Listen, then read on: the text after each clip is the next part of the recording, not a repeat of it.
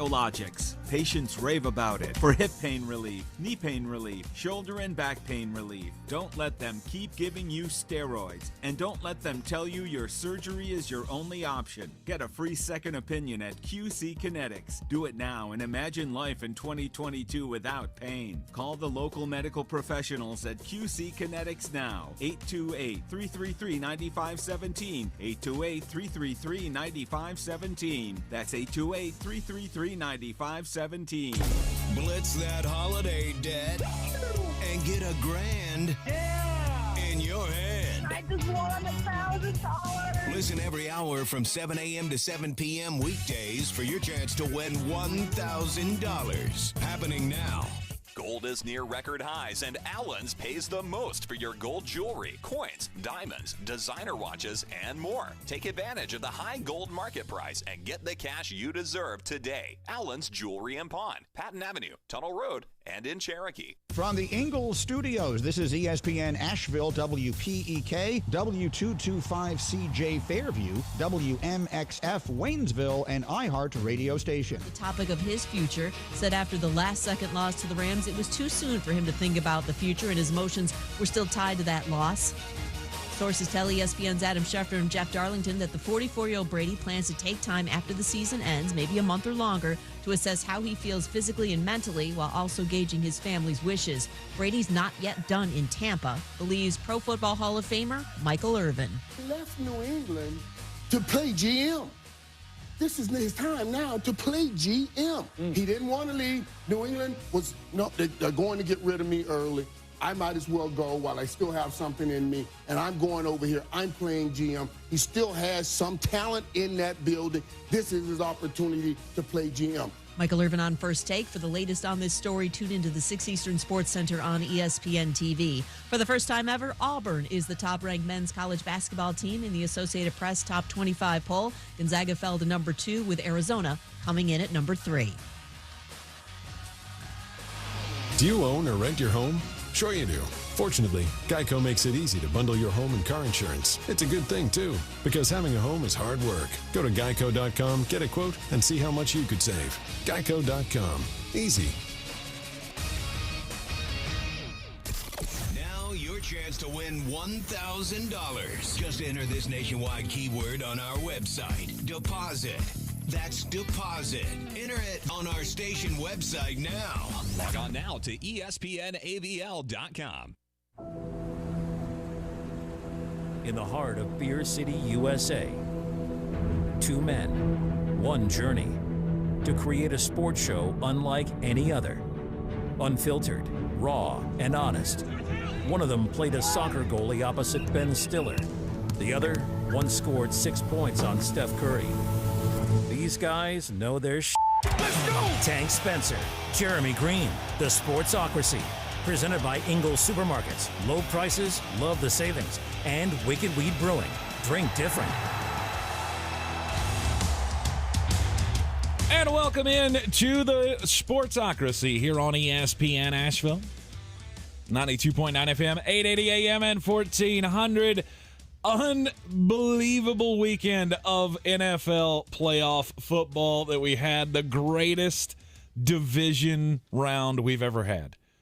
I think we could all agree to that.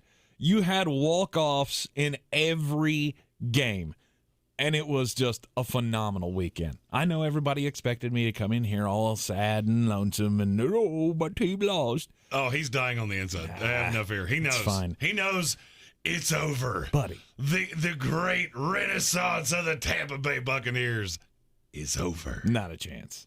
Not a chance. I don't buy into any of this. Tom Brady's not coming back. Tom Brady's gonna retire. I don't think any of that's gonna happen. We will talk about that later in the show, and I'm not so sure I agree with you. And, you know, I love hitting this button ironically. Yeah. Fire them cannons. By golly, put more powder in those things. Oh. No more Gene Deckerhoff for the year. It ran out of powder. What would have been quite possibly. Not quite possibly. It would have been. Oh, no. It would have been one of the worst postseason collapses ever. It's not beating Atlanta because that was in the Super Bowl. That's true. But yeah, it would have thrown everything we said out of who could possibly have the worst weekend. It would have been Matthew Stafford. It would have been Sean McVay. Mm-hmm. And it almost happened. I just have one question for Todd Bowles and the rest of the Tampa Bay defense. How do you forget Gary Cooper Cup's on the field? Who has Cooper Kupp? That was a question that they really, really struggled with. I mean, the guy only won the Triple Crown in receiving this year. Was, on the verge of all the records. I mean, I feel like as much as we talked about him being on the verge of all the records, the Tampa Bay Buccaneers defense, they really should have known that. 9 receptions, 183 yards. Just another day at the office for Cooper Kupp. It's fine. The better team won. What can I say? I said it on Friday. Go Rams. I get, it was fine. At least I give the team credit for making a game out of it, even though the LA Rams did all they could to give that game away. But last night was a game unlike any I have ever seen before, where the first half of the Chiefs and the Bills was not fun. Was anybody having fun in the first half of that game? Yeah, it was all right. It was 14-14 at halftime. It was very pedestrian, and then late in the third quarter, man, things just started going wacky. It went exactly how we thought it would for a quarter. And to start the 4 o'clock hour, we're going to talk about the question that seems to be on everywhere today. Mind, yeah. Do we need to change the overtime rules in the NFL? I have always been on one side of this argument, and I can tell you definitively that last night changed my mind. Mm-hmm. I'll tell you what that is at the beginning of the 4 o'clock hour. Yep. Sorry, rules are rules, and we'll talk about it at 4 o'clock. Should the NFL change their overtime rules? But this was no doubt the best weekend that we've had in many, many years, if not ever, in the playoffs. And I would be remiss if I didn't point out that Joe Burrow has double as many playoff wins in 8 days as Dak Prescott has in his life. Oh. Joe Burrow and the Cincinnati Bengals. Strap in for this, folks. Are you ready to hear this all in one sentence? Joe Burrow and the Cincinnati Bengals are in the AFC Championship game. And unfortunately, history tells me this is not going to go your way. This is not the first time we've seen this. Where a first-time team makes the playoffs and they're the spunky little underdog, and then they get to the conference championship game and get squished. I don't think I foresee that happening to this team. I don't foresee them getting blown out. Here's my question, and I'm going to ask this question all week long. One of the best defenses in the NFL had absolutely no answer for this Kansas City offense. How in the world are the Cincinnati Bengals going to do it? Flip it on the other side. See, I'm not saying that. I'm not saying that they're going to win this game. They're going in as the underdog, as rightfully so. All of that.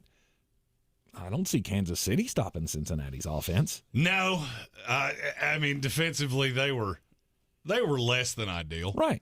Last night. Right. Josh Allen did everything in his power. Josh Allen's the MVP of this league. Yeah. If you disagree with me, you're wrong. There are two. The MVP question. There are now two answers to this. There is Josh Allen, and there is wrong. There is not an in between. Oh, come on. Aaron Rodgers has been the projected MVP for half the season now. And now it's very hard for repeat MVP winners. It does not happen very often, and he was not markedly better. My vote would be Josh Allen, and it's not even close. But wait a minute. Was it not you yesterday in our live stream of the AFC divisional game on Sunday? Those were thank fun, you for by everybody. The way. Many of you chimed into those. Yes. HWA was with us last night. We will be doing another one of those. A full conference championship, 7 hours of commercial-free football. Coming up on Sunday. Yeah, we'll be here from 3 o'clock until the end of the second game of the day. I've got a game. I've got a game for the live stream that we will be playing. I will announce that later in the week. Excellent. We got a lot of fun things. It was, we did a game on Saturday. We did a game on Sunday, both the AFC games. We had a great turnout for it. Lots of fun was had in the chat box and all of that. So please do join us this Sunday when we'll be doing both of the games. But we have our first one of these. Oh. And I've heard this question about 90 times, and so I was looking forward to answering this at some point today. Super Chad, here we go. I'm your huckleberry. If the Bills squib kick, do they win? No. Do you know how many things that can go wrong with a squib kick? Exactly. It's not something you practice a crazy amount of times. You're kicking to a very dangerous return guy. I don't want anything to happen with them returning this. This is what makes me laugh in end-of-game scenarios, because I hear people constantly say, if I've heard this line once, I've heard it 1,000 times, prevents you from winning. Mm-hmm. Or let me look at that a slightly different way. Do you remember what happened when Tyreek Hill got the ball the previous possession? Mm-hmm. And everybody in the secondary went, I don't want to. Mm-hmm. I don't want to try to hit him because he is much faster than me. Yeah. I am not giving the ball to the other team's most electrifying player in a situation like that. I think they did the right thing. You kick it through the back of the end zone. You get the touchback. You put the onus on them. Because if you squib it, okay, so maybe he There's a slew of things it. that can go wrong with that. Right, First of all, an up man could hit it at the 30, Mm-hmm. and now you're giving the ball to Pat Mahomes at the 40. Yep. And he has 2 shots to go to the end zone if he so chooses. Mm-hmm. Kansas City had already returned a long one earlier in the game. Why would you want to give them a shorter field? That way you know they're starting out at the 25-yard line. Other than squibbing it, let Tyreek Hill grab it at the 15, and then if he gets 15 yards, which to me is almost a minimum for Tyreek Hill on a broken play like that, then he's at the 30. So you actually won the battle. I get that you would have shaved some time off the clock, but still. I do have to take my victory lap of going full Tony Romo for the last 5 plays of regulation. Yeah, that was great. That was great. Jeremy was playing Flostradamus, as always, and calling out the plays before they even happened. I called the touchdown play to Gabriel Davis. I literally said it right before it happened. Mm-hmm. Because Kansas City, and I'll go ahead and tell you, if I'm the Cincinnati Bengals, we're working on post routes this week. Because Kansas City cannot figure that out to save their lives. Right. You get to 15 yards, just break any direction. It does not matter. Adam Black in the comments. If you want to get in on the comment section, go to the sportsocracy.com, click on that live video link, hit the subscribe button to the YouTube channel that gets you into the chat box. And Adam Black says, no way, you don't have to squib it to Hill. He would have had one play. Well, here's another thing that people never, and I've had people kicked in the NFL tell me this. When it's 30 degrees and the ground's really hard, you don't actually know where that ball's going to go because you keep it really low. Well, if you have side spin on it, it could run directly out of bounds. Yep. Then they got the ball at the 40, and no time came off the clock. And then you look like a complete dum-dum. Right. That's one of the things you have to think about with late-game scenarios. You're playing out, how can I get absolutely vilified here? And one of the things Leslie Frazier knew, and I said some we'll call them not nice things about Leslie Frazier last night. I might have said I would not let him on the team playing, but, you did. Okay. I didn't just say it once. I said it 5 or 6 times. But the more I've thought about it over the course of a day, I don't really know how you're supposed to game plan against that. To me, Buffalo was entirely too worried about the sidelines because sidelines didn't matter. They were playing that umbrella defense where you've got guys on the – what does it matter? Yeah. They have 3 timeouts. The clock meant nothing. Exactly. The sidelines mean nothing when the team has timeouts. You only do that when they don't have the ability to stop the clock. But then I went back and watched it. I've gone back and watched the last sequence for Kansas City in regulation 3 separate times. You know what conclusion I've come to all 3 times? What's that? I don't know what I would have done any differently. I'm not going to let you throw one over the top to Tyreek Hill on me. I'm not going to do it. So I said this in the live stream last night. I'm going to have quarters back. I'm going to have safeties over all 4 quarters of the field.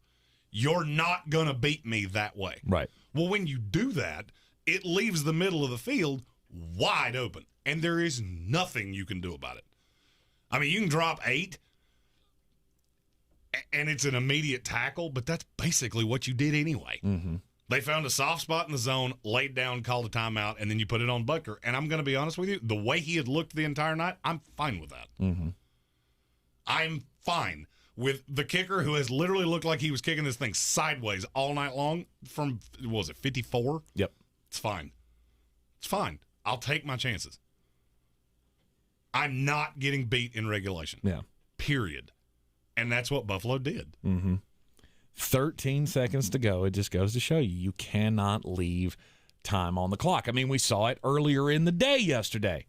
The L.A. Rams, the Tampa Bay Buccaneers, yes, the Rams did everything they could to keep Tampa Bay in the game. Including Eric Weddle trying to end the life of Mike Evans. Right. He came back out of retirement just to try to kill Mike Evans. And had he just been a hair earlier, that'd have been a first down. But it wasn't. That's a new rule that I absolutely detest.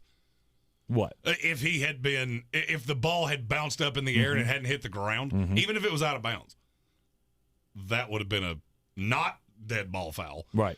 And the drive would have continued for Tampa Bay. As soon as the ball... I would have taken today off because I couldn't talk about that and not swear a lot. As soon as the ball hits the ground, that's when the play is dead. So technically when the ball hits the ground, Weddle hits Mike Evans, that's actually already a turnover on downs on that fourth down play. We have two more of these. I'm your huckleberry. First one's from Armchair. He was more disappointed in the prevent when Kansas City had 13 seconds left and only needed 30 yards. Mm-hmm. I'm going to keep saying this, and I've said this to practically anybody that's brought that up to me today. I don't know what else you're supposed to do. The way Kansas City is laid out, you have three receivers that are 4.4 or faster. You have had Jordan Poyer and Micah Hyde, who were, I'm going to be nice here because I like them both, disasters last night. Mm-hmm. You can't trust them. There was nothing you could do there where you had too high safety. Right. That's the only way you're taking away that middle of the field and not being accused of playing prevent. They were playing prevent. They didn't have 7 guys deep. They were trying to keep them in bounds, burn your timeouts, and we'll take the risk. Mm-hmm. They did not think that in 17 seconds they could get, was it 37 yards or something to that effect? Right. And I get it. But conversely, hindsight's 20/20. I think it was Chuck said that earlier in our comments. If you get beat over the top with 17 seconds to go, you're the biggest dunce in the NFL for the rest of your career. Yes. There's nothing you can do to circumvent that. So you have to protect that. And it didn't go your way. And then they get the ball in overtime, which is stupid. Sorry. And the game was over. I'm not trying to tip off what my opinion of this is, but yeah. And then we had Colin as well asking how we are after last night's games. We wound up we were on the air last night till 11 o'clock. Yes. I could take a nap. I'd still want to sleep. I still want to sleep a bunch, and none of it has to do with how late I was up or how much I worked yesterday or any of that. It all has to do with the Foodocracy Best Burger in Town challenge that we did, where we had 10 burgers and we cut them up into pieces, and then we tried all of them. As you know, thanks to PhD weight loss, I have lost a lot of weight in the last 2 months. And unfortunately, once you cleanse your body of all of that fast food, then you have fast food, and a lot of it, by the way. You start to feel that unhealthiness boiling in your blood, and yeah, it didn't go well for me today. I have been, you guys, Jeremy, I've been struggling all day today. Whining. I've never heard somebody say whining that way. Stop that. I mean, no, look, I'm gonna say this into this camera because I wanted to say this all day long. Yeah. All right, you've been doing a great job with PhD. Mm-hmm. You're losing the weight. Mm-hmm. You all the things. I still need to point out that you have had some less than ideal eating habits for a long time. Oh, no doubt. You ate what equated to 2 signature fast food burgers last night. Actually, more than that. It wasn't much more. No, I ate that cookout burger. Oh, remember? yeah. Well, see, that was your own fault. That was my own. You did that to you. Yeah, I did that to myself. I'm not blaming cheated. anyone but me. Okay, that could be karma going, cheater. Yeah. Don't be a cheater. Exactly. And that will be the last time I have a burger for a very, very long time. I have one of the burgers left, and I'm not going to lie to you. It took everything in my power not to eat it last night. Once you cleanse out, then you start feeling that sodium and the saturated fats and the sugar from everything just kind of making you feel gross. So it's going to be a while before I do something like that again. I will say one of the things that I took away from that, when you put all of the burgers side by side, you and my wife threw some derision at the Big Mac that will not be tolerated. The Big Mac, that is the king of all legacy fast food sandwiches.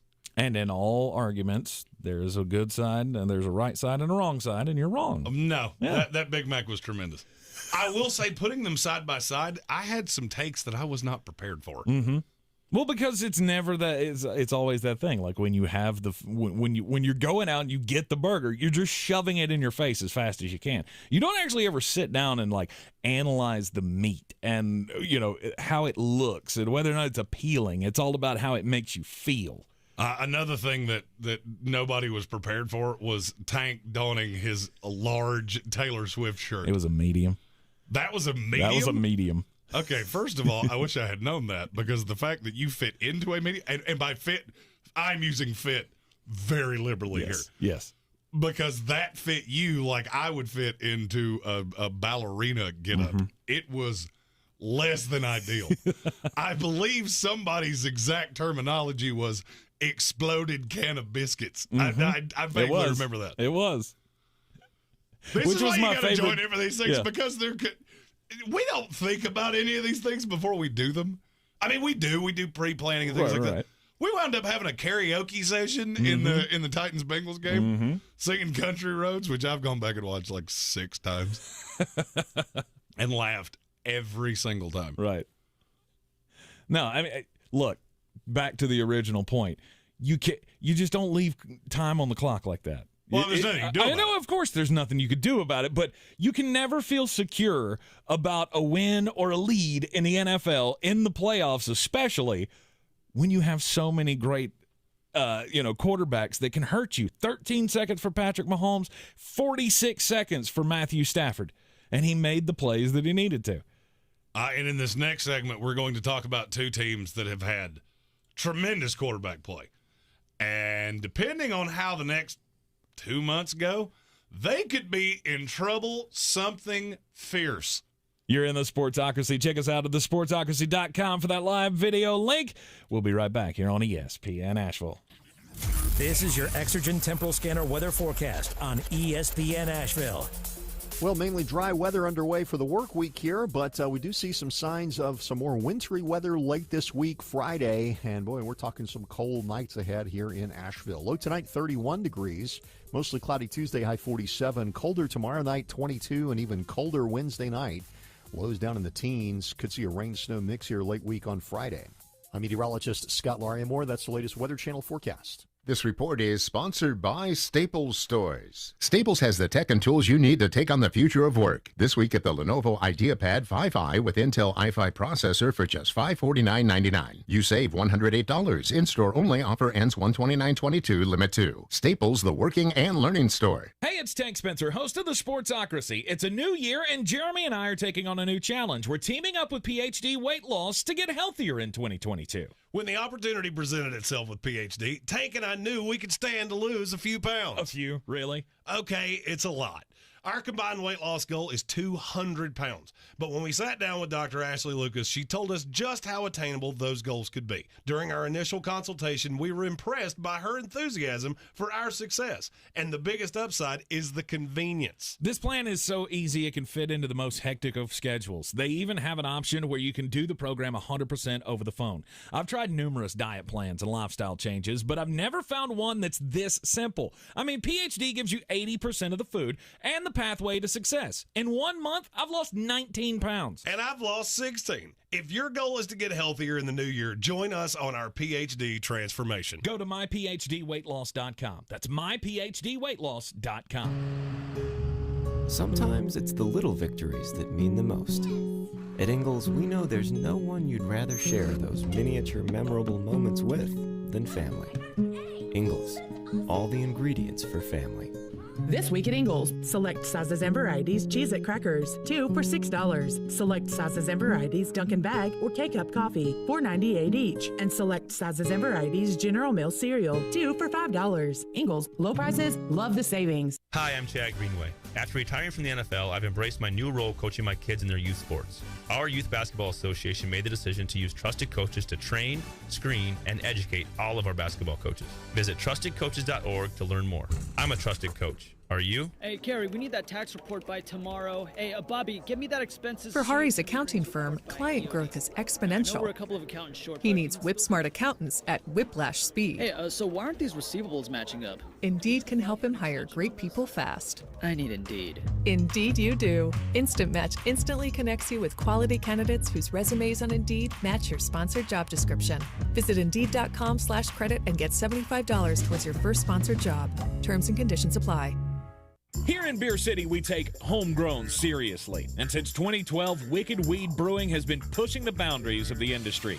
They've not only created staples like the Freak of Nature Double IPA, Lieutenant Dank, and Pernicious, but they also opened the first sour beer tap room on the East Coast. Wicked Weed has also supported our local community to the tune of $1.6 million with the Beers That Build program. Visit one of their 4 locations, schedule a brewery tour, or place an order for pickup or delivery. WickedWeedBrewing.com. I believe real estate isn't about properties. It's about people. I am Clarissa Marshall with eXp Realty, serving all of Western North Carolina. Navigating the home buying and selling journey can feel overwhelming at times, and that's why having an agent who cares about you and your needs is key. I'm a native of Western North Carolina, and I close over a home a week. I'm an expert in the market, pricing my sellers correctly to net you the most money, and working as a skilled negotiator for my buyers. Please give me a call today at 828-774-6343 to set up a complimentary market analysis. The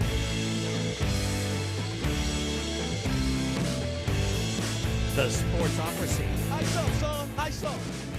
It's ESPN Asheville, 92.9 FM, 880 AM, and 1400. Yeah, it was almost there. Tom Brady almost pulled another amazing comeback in the playoffs against the LA Rams yesterday. I mean, Cam Akers fumbles twice, Cooper Kupp fumbles once. I think there was a muffed punt in there, I believe. There was a lot of ugly from the Rams. Yeah, at the end of the game.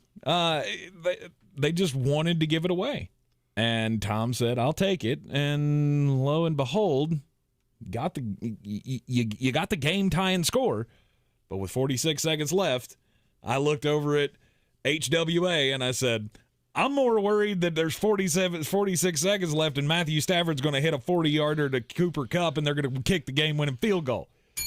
I was wrong only in the fact that they threw it to Cooper Kupp for 20 yards and then the 40-yard, and then they did the chip shot field goal. Your defense can't be that bad. No. And I'm going to be honest with you. You know, the topic at hand is, was that the last game for Brady? Mm-hmm. I'm going to say yes.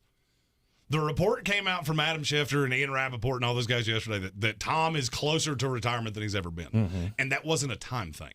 That was where his brain's at. I feel like this year has been more of a drain on Tom Brady than anybody wants to let on. What, because of the injuries? Antonio because of the Antonio Brown? The injuries, just the litany of things. Mm-hmm.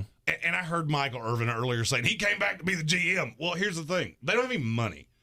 So the team that's going to come back for them next year, if Brady's on this roster, will be nowhere near as talented as what he just had. And the defense was a sieve. Mm-hmm. That defense is it's pathetic. It is pathetically bad.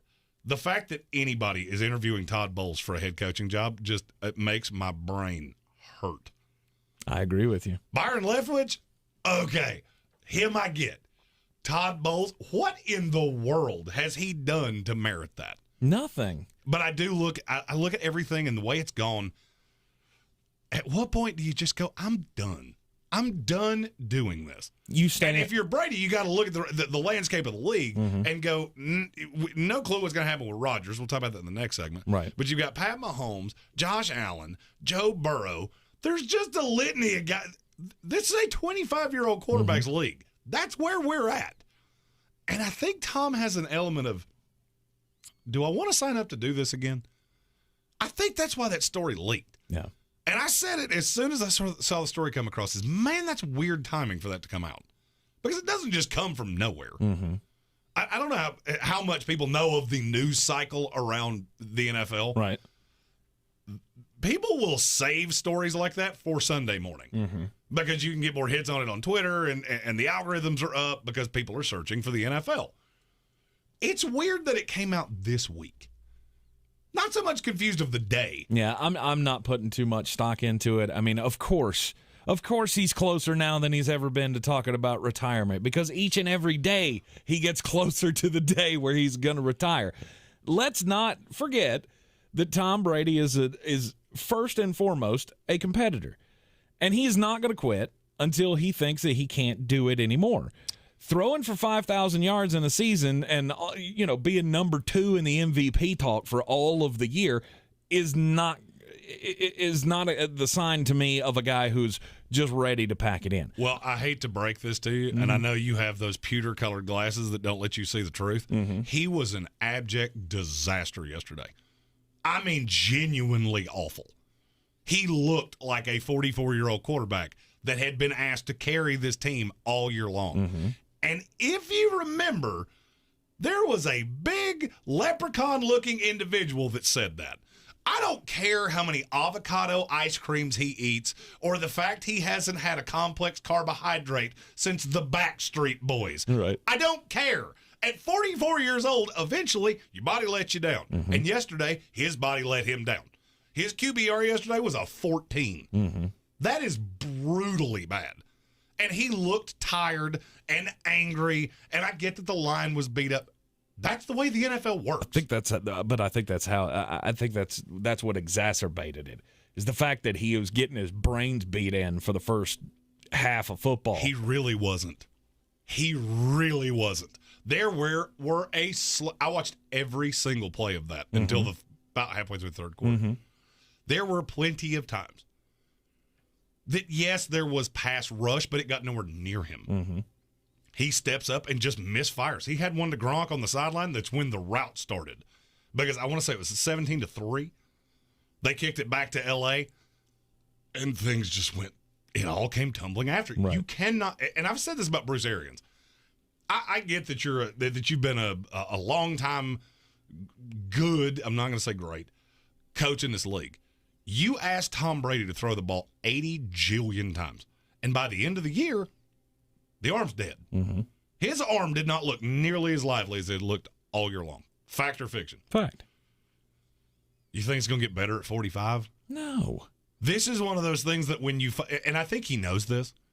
If you look back to Montana didn't have another year in him. Mm-hmm. Oh, he got the Chiefs in the playoffs. Yeah, he looked exactly like I saw Tom Brady look yesterday. By the end, you look exhausted. Mm-hmm. And that's what I saw from Tom. He has done enough. He's got nothing left to prove. And that's the point. But that's the point. But do you go out with a season like you had where you just fall short, or do you give it that one last college try? I've seen articles, referencing Tom Brady would not be pleased. He wouldn't feel right, I think is how it was put, leaving the Tampa Bay Buccaneers in the situation that they're in with the quarterback position. There is no heir apparent there. I mean, Kyle Trask is in there, but he's not ready to lead an NFL team by anybody's report out of that locker room. So, I mean, I feel like it's one more. He's going to go one more. He said years ago that he wants to play until he's 45. That would be next season. They've already restructured the contract to give him the ability to do that. So I think he comes back for one more. And I don't know that it's a thing that he'll let it be known of, I'm going on the retirement tour next year or whatever. I think he'll keep people guessing, but he'll come back for one more year, and it'll just be assumed by everybody that this is going to be the last ride of Tom Brady. And I'm going to say that I think he rides off this year. I think he has to look around and go, there is nothing we can do that makes us the favorite. Nothing. Because I have to be Superman, and I can't do that. Yep. And if he does, he does. And thanks for the Super Bowl. It's been fun. The Sports Tag. Just a bit outside. All right, here's the 411, folks. We poked a lot of fun at the Carolina Panthers on Friday when the news came down that Ben McAdoo was going to be the new offensive coordinator of the Carolina Panthers. We had our good laugh because his head coaching tenure with the New York Giants went less than stellar. Women go crazy for a sharp-dressed coach. Old Big Suits himself. He is now with the Carolina Panthers. But the only reason I bring this up is because now everybody has jumped on the bandwagon of okay, how do we make this palatable? How do we sell Ben McAdoo to the fan base? And I saw two facts that kind of make me think maybe there is something to it. And he's just one of these guys that never was a head coach. He could be a good offensive coordinator, but he's just not a head coach. In 2014, 2015, when he was with the New York Giants, he had top 10 offenses. And then he became the head coach after Tom Coughlin retired, and it didn't go all that well. He had a top 10 offense, but proceed. Whatever. Then, 2017, he becomes the head coach. During that draft, there have been a lot of reports that he tried to trade up to get Patrick Mahomes. Okay. That's pretty good forward thinking, and there are reports from that time. It's not like it's not like he's just now saying this. There were reports at the time, weeks after the draft, that he was in love with Patrick Mahomes, wanted Patrick Mahomes. They just couldn't get the deal done. And, of course, we know the Kansas City Chiefs made the deal happen, moved up in the draft, and history is history. 2018 quarterback class ranking. He had Josh Allen at number 1. That was the year that Baker Mayfield went number 1. He did Josh Allen at number 1. He had Sam Darnold at 3. Yeah, Lamar Jackson. Yeah. And then he had Baker Mayfield ranked at 6 behind Mason Rudolph and Josh Rosen. He may not be as dumb as we thought, guys. Well, he still had Josh Rosen at 4, so I'm only going to nominally give you credit there. If there had been 6 quarterbacks in that draft total, Josh Rosen would have been my 6th. But, of course, he's the offensive coordinator now for the Carolina Panthers, so he's being brought in to try to do something with Sam Darnold. Give him a chance. Give him a chance. I know it sucks on the outside, and it didn't send any massive waves through, Panther Nation. But let's see how it goes. Maybe he is smarter than we think. Yeah, I'm going to stick with I doubt it. Okay. Because if you go back and look at that top 10 offense that you were talking about, it's because they were getting killed the vast majority of the time. Mm-hmm. Eli Manning threw for 4,500 yards. I will give you $1 right now if you can tell me who their leading rusher in that season was. Oh, gosh. Was it Bradshaw? Nope. The pride of the Liberty Flames, Rashad Jennings. Oh, Rashad Jennings. I went back when you said that to me earlier. I went back and looked and went, "Oh, that's one of those offenses where you rated well because you were getting slaughtered every single week." Oh yeah, I mean they were still 6 and 10. Yeah, they weren't good. That's one of the weirder hires I think I've seen. Mm-hmm. Speaking of weird hires, a thing happened in Hawaii over the weekend that. Hawaii had an opening after Todd Graham was basically ousted. Yeah. The players had a slew of complaints. So Hawaii was looking for their next coach.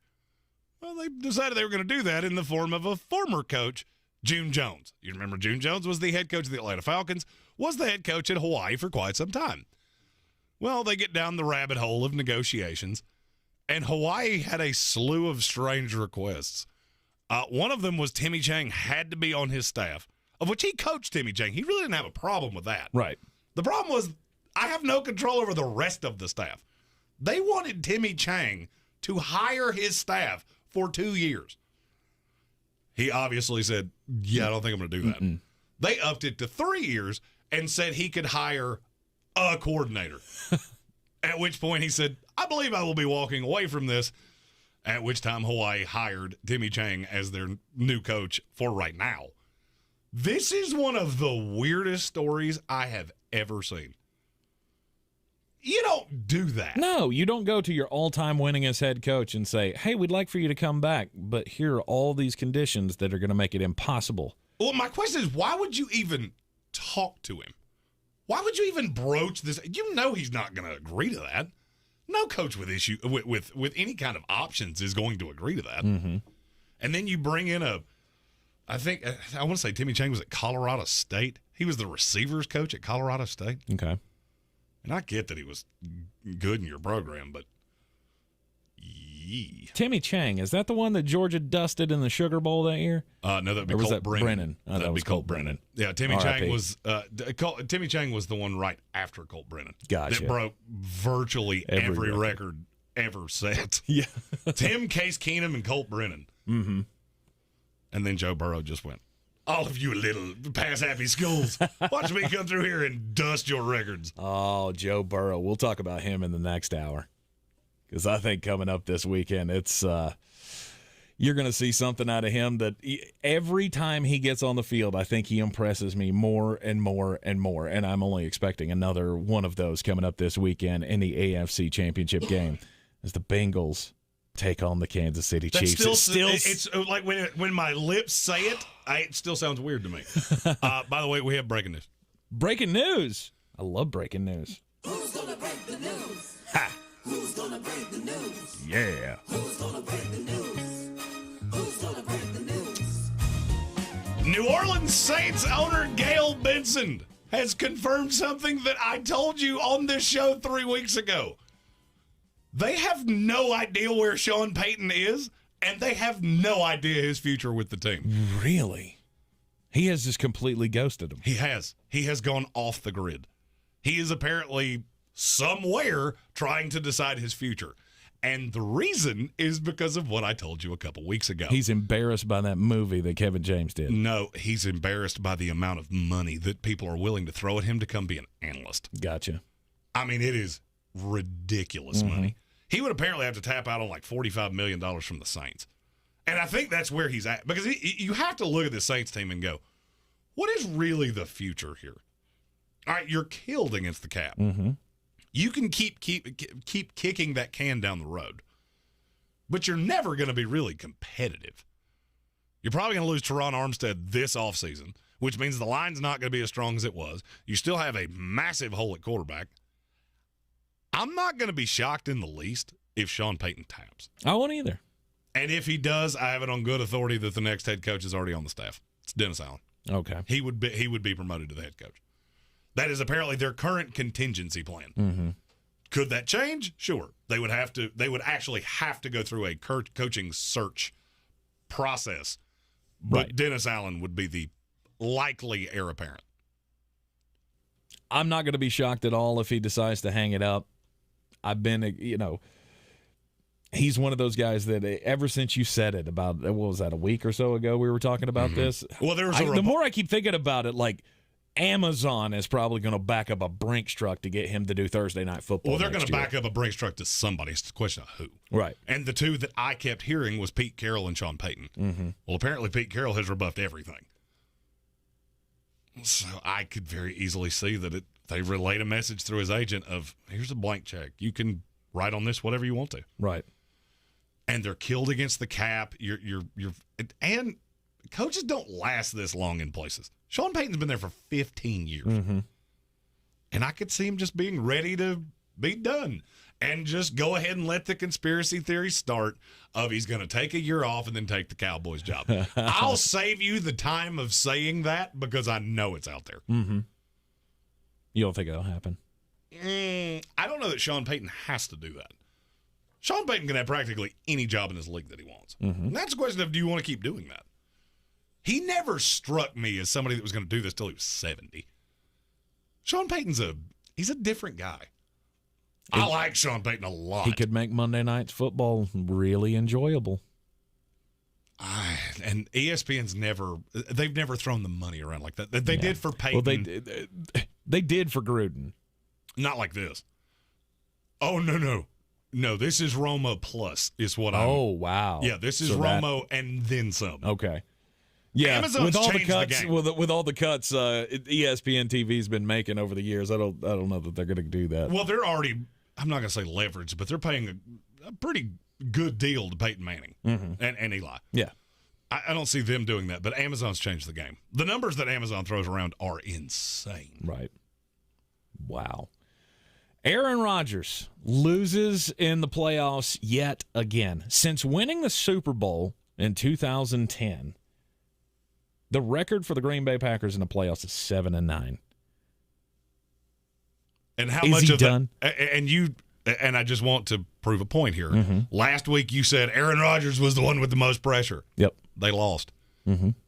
You put any of that at the feet of Aaron Rodgers? Because nobody else is. I mean, you should be. Why? Does he block on special teams? Does he play special teams ever? No. No.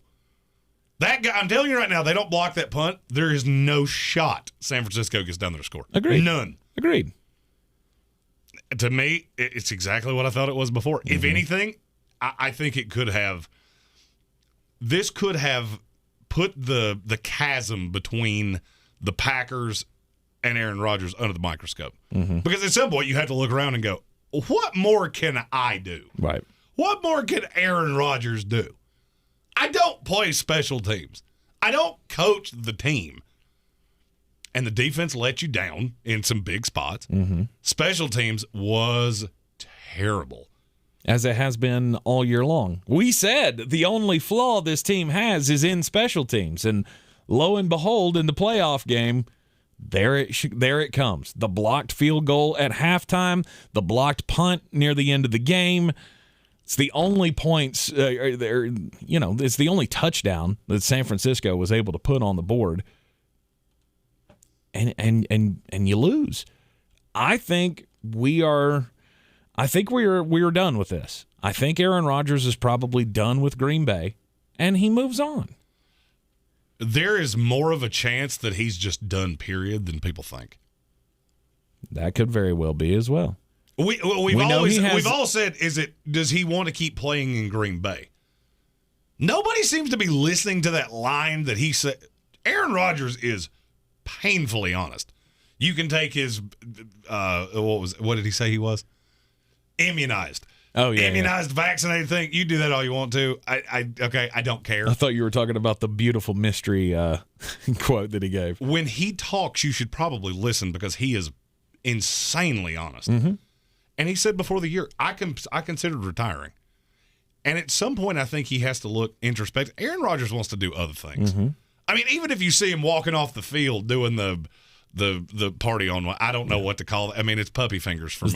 It was I love you. Oh, is that what that is? Yeah. Oh yeah. You gotta fold the thumb in for the puppy fingers. He didn't do puppy fingers. Yeah, he wasn't doing the whole pack of cheese graters or whatever it was. Well, I see people do that, and I just immediately think puppy fingers.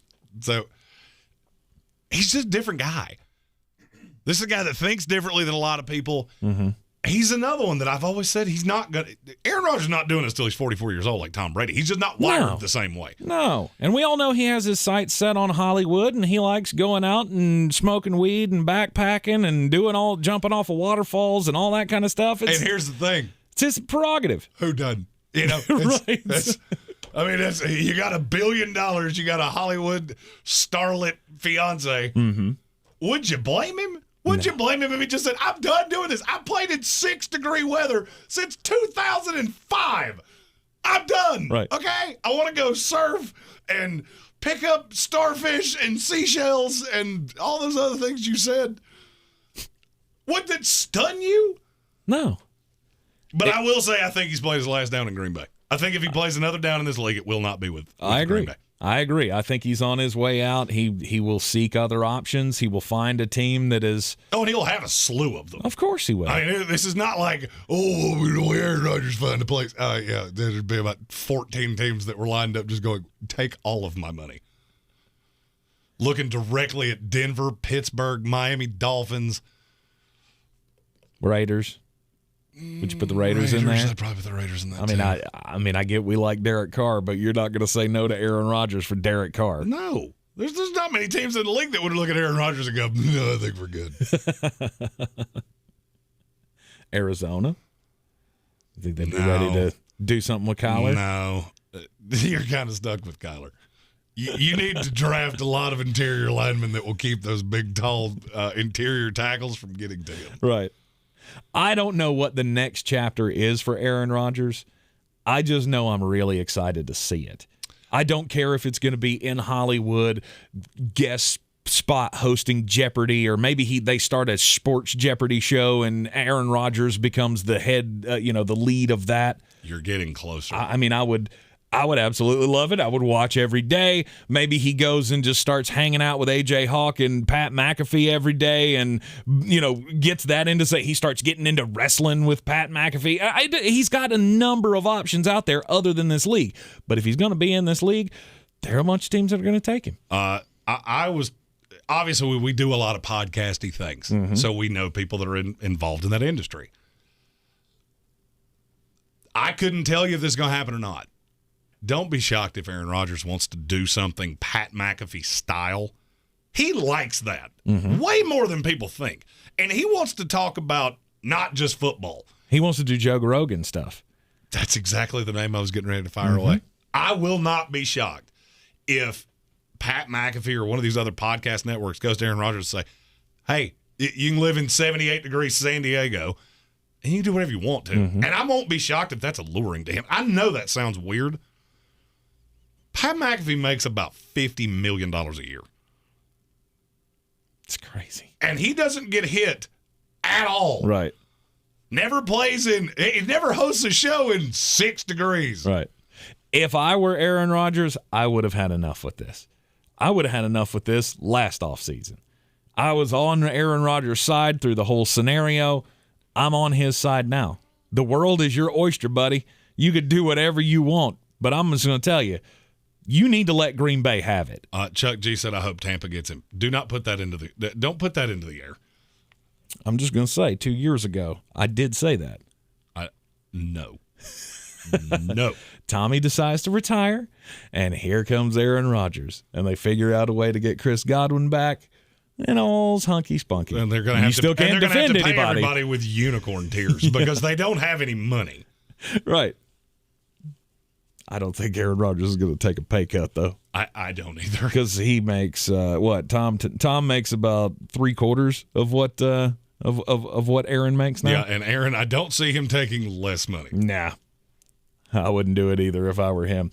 Greene on Greene is coming up next right here on ESPN Asheville. Jeremy's got the best picks of the night. Sometimes it's the little victories that mean the most. At Ingalls, we know there's no one you'd rather share those miniature memorable moments with than family. Ingalls, all the ingredients for family. This week at Ingalls, select sizes and varieties Cheez-It crackers, 2 for $6. Select sizes and varieties Dunkin' Bag or K-Cup coffee, $4.98 each. And select sizes and varieties General Mills cereal, 2 for $5. Ingalls, low prices, love the savings. Rogue Combat Club, Asheville's home for comprehensive martial arts training, has a goal for our community, one that's stronger, more fit, and unwavers in its support of one another. Rogue Combat Club's instructors have competed at the highest levels and offer classes for everyone from young children to adults in Brazilian Jiu-Jitsu, Muay Thai, and wrestling.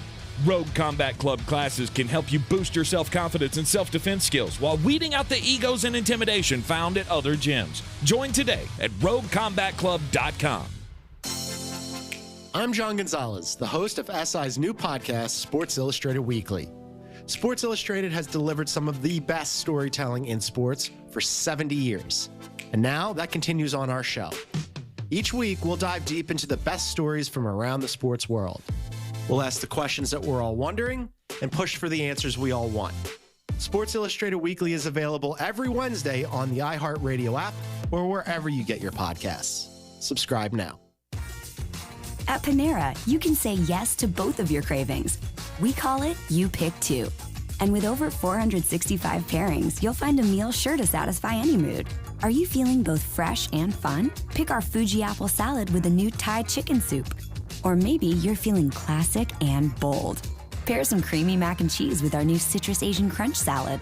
Pick your perfect pair and order a You Pick Two today. Panera, the familiar made fantastic. Are you suffering from chronic joint pain like Heather? I have terrible arthritis and have had it for quite a while, and I've gone to all kinds of doctors trying to figure out what to do, and everybody just said surgery, and surgery was months of rehab, and I didn't want to do that. But then Heather discovered QC Kinetics, local medical professionals who specialize in natural biologic treatments, non-invasive solutions designed to repair and restore damaged tissue in your joints. And she absolutely loves the results. I like to tell anybody who's suffering that there are options that are not steroids, that are not surgery. You owe it to yourself to find out about QC Kinetics and find out what they can do for you. No surgery, no drugs, no downtime. Discover QC Kinetics and learn more about natural biologic treatments with lasting results. Call QC Kinetics, 828-333-9517. That's 828-333-9517. Don't wait. Call QC Kinetics today. 828-333-9517. This is a metaphor for your business's journey. Sometimes it feels like the course keeps changing right before your eyes. And in order to maneuver it, you need an expert by your side. That's what Dell Technologies advisors do. They have the Windows PC and tech solutions you need to help you get out in front and stay ahead of the game. Call an advisor today at 877-ASK-DELL. That's 877-ASK-DELL. A start to a simpler experience with Windows 11 Pro. Liberty Mutual Insurance Company presents. And Doug. Don't you just love the smell of old books? Shh, this is a library. Sorry, ma'am. We're looking for a book titled Liberty Mutual Customizes Your Car Insurance So You Only Pay for What You Need. I don't think we carry that, but check nonfiction. He really does devour literature. Please leave. Only pay for what you need. Liberty, liberty, liberty, liberty. Coffee still closes on. Get them the money. Then when you get the money, you get the power. That watch costs more than your car. Then when you get the power, then you get the woman. Well, last week did not quite go my way. Oh, wasn't a great week. That's what happens when I count on Tom Brady. Blame it on Tom. And I throw shade at Pat Mahomes. You get what you get. Trying to get back to my winning ways. 4 picks in the NBA tonight. The first one, the New York Knicks are a 6.5-point dog at the Cleveland Cavaliers. Weird stat about the Knicks, they're really good on short rest, and I don't know why. There's not really a good, tangible reason for that. This game is going to be gross. In 5 on it, I have another pick with this game because it's gone to a stupid point. I think this is going to be gross basketball. 6.5 is too much. Give me the Knicks plus the 6.5. Next, the Oklahoma City Thunder are a 1.5-point dog at home tonight against the Chicago Bulls. The Thunder have the worst record in the league. They're the second best team in the NBA at covering spreads. That is one of the most mind-boggling stats I've ever seen. Chicago is killed. They have no guards left. No more Caruso, no Lonzo Ball. They're all gone. Thanks, Grayson Allen. Yeah, Grayson Allen. We'll talk about that next hour.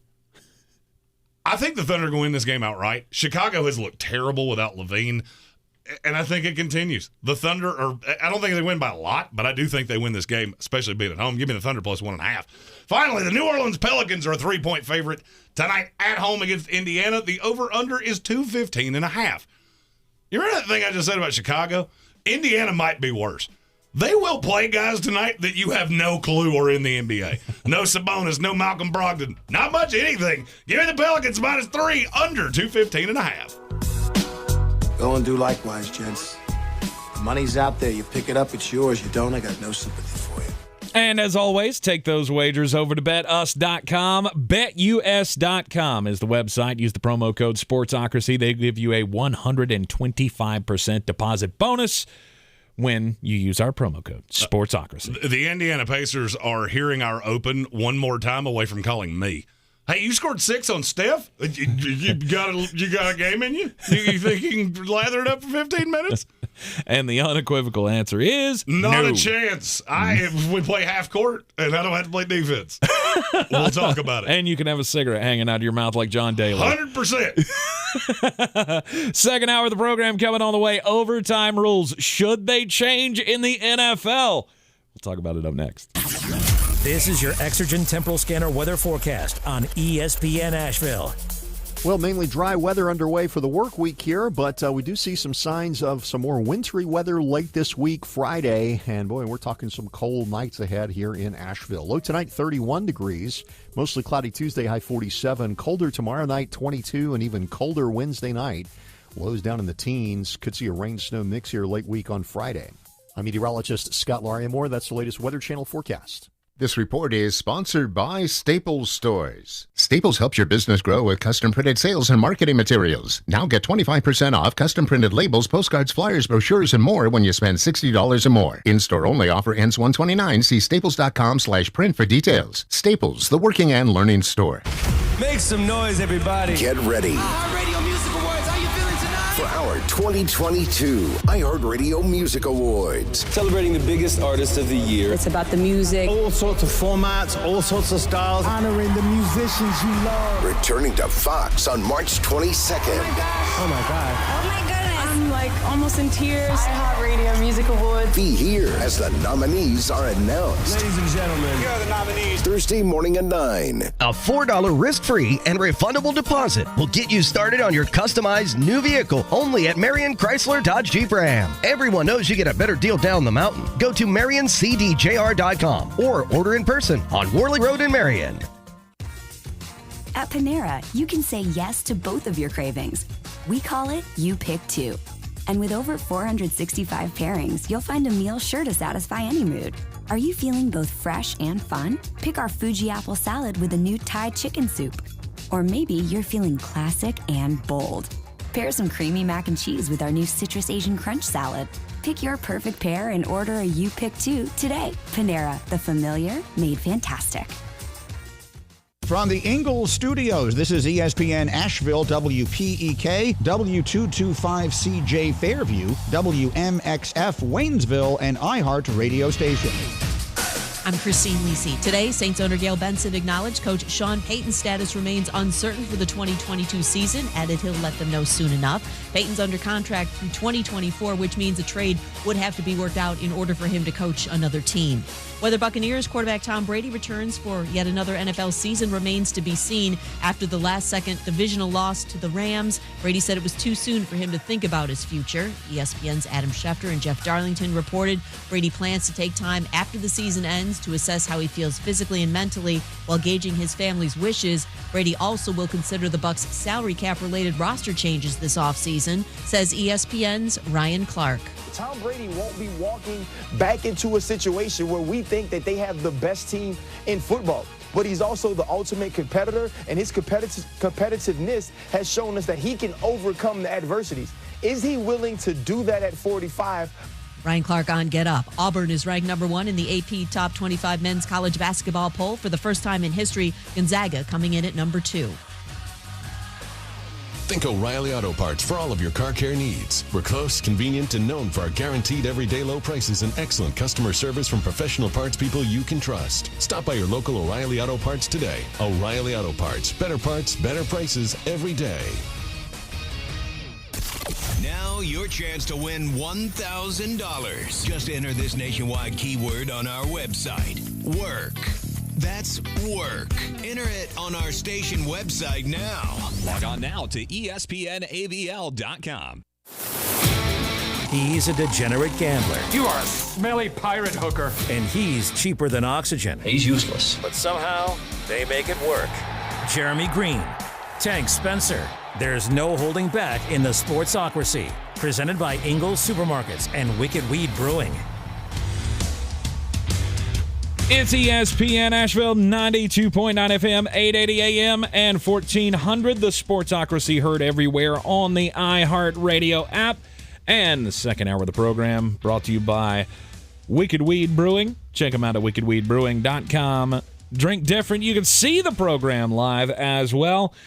Just go to thesportsocracy.com, click on that live video link, hit the subscribe button so you can get in on the chat, as well as the best way that you can get immediate access to the program here, thesportsocracy.com. Last night was phenomenal. We did the live stream reactions to the AFC divisional playoff game between the Buffalo Bills and the Kansas City Chiefs. It was a phenomenal ending, it was grenade after grenade of it was just explosive. That's the best way you can put it. It was explosive football last night. And today, all anybody can talk about is the overtime rules in the NFL playoffs. Does the league need to change its overtime rules? No. I mean, come on. We all know the rules, right? Everybody knows the rules when you go into this. You go into overtime, team scores the touchdown that has the ball first, game's over. Why does it need to change for the playoffs? I think it needs to change, period. I was always of the same mindset of what you just said. Mm-hmm. If you wanted to stop them, and I am not the proponent of fair. That's probably the word in the English language that irritates me the most. Mm-hmm. But you tell me where I'm wrong about what I'm getting ready to say. The Buffalo Bills could not stop the Kansas City Chiefs. Mm-hmm. The Kansas City Chiefs could not stop the Buffalo Bills. Mm-hmm. Whoever got that ball first was going to win. Mm-hmm. And that's what your season comes down to. A coin flip. It came down to the flip of a coin. Yep. It did. The NFL cannot steer into all of these offensive things because now it's borderline impossible to defend a team like Kansas City. And I would say Buffalo's right there beside them. I'd agree. You can't steer into all those things and then just say, if you score a touchdown, you win. And I've yet to have anybody explain to me how that makes any sense. I haven't. Sports freak Brian Hall came down here earlier, and he was like, no, I want to hear any talk about the overtime rules. Right. Fact or fiction? Neither of those teams could have stopped each other. Fact. Okay, so then it came down to a coin flip. Mm-hmm. That's what the game came down to. Yes. And to me, I walked away from last night. Would anybody have been sad about more of that? No. Would anybody have been sad if they had kicked it off and Josh Allen got the ball back? No, of course not. Okay. The NFL, better than any other sport, they do a good job of not being dumb. Mm-hmm. Think about what I just said. You have a slew of people that are upset about the way last night ended. So what's the downside? All right, so explain to me because to me there's only one answer here and nothing else makes any sense. Mm-hmm. The answer is another 15-minute period. Oh, but player injury. Stop. No, I don't care. Okay. I'm sorry, and maybe that sounds crass, me saying it. I don't care about your player injuries. You have been on this field. I'm not going to that point, and that's fine. I don't think you meant what you just said. You don't. But here's the thing: we don't care in the framework of the regular game. Somebody gets a season-ending, God forbid, a career-ending injury in the third quarter. We're not calling it off, going, okay, we can't play anymore because there's been an injury. To me, cutting down the overtime period would be right along those same lines. I do care that people get hurt. I do care. But there's no categorical evidence that says you're more likely to do that in overtime than you are in regulation. Right, but I'm not basing the rules on what ifs. The rules are the rules. We all know the rules. And look, last night was fun.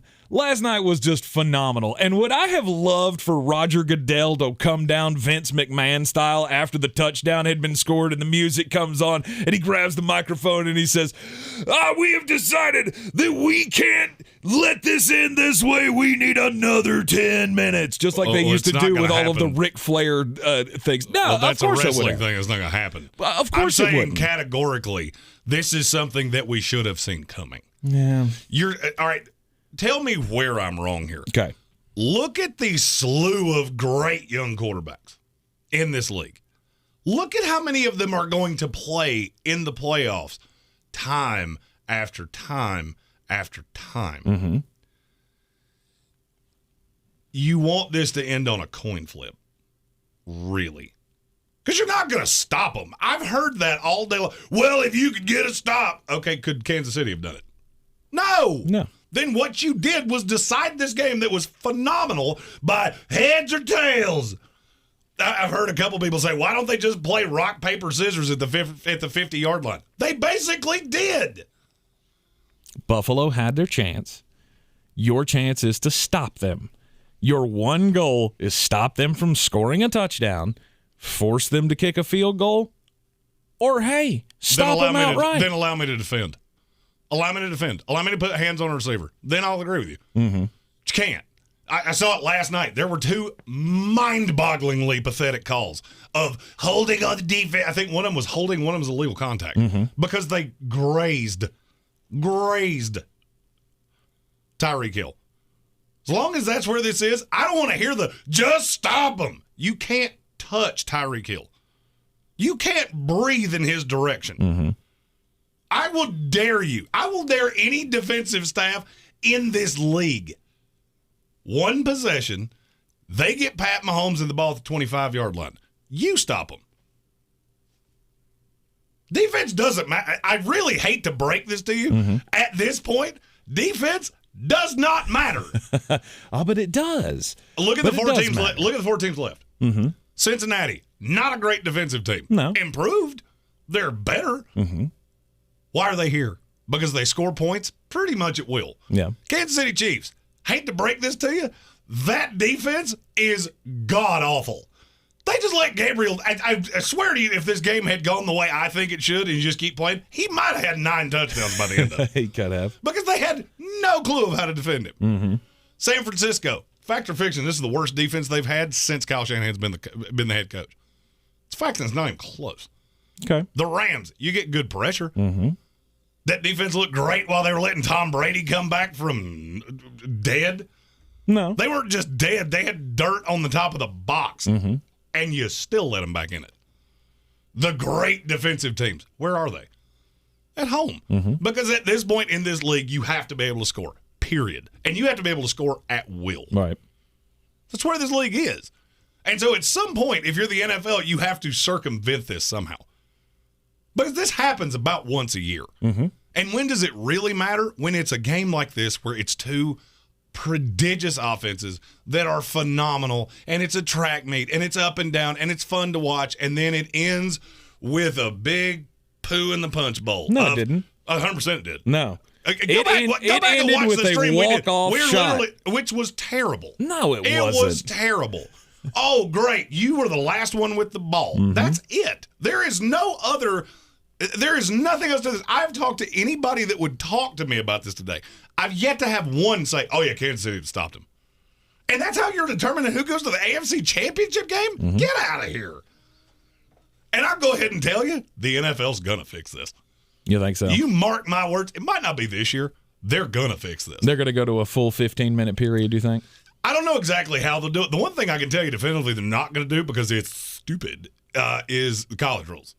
All right, I'll go ahead and tell you, there's way too many people like me that we wager on these things.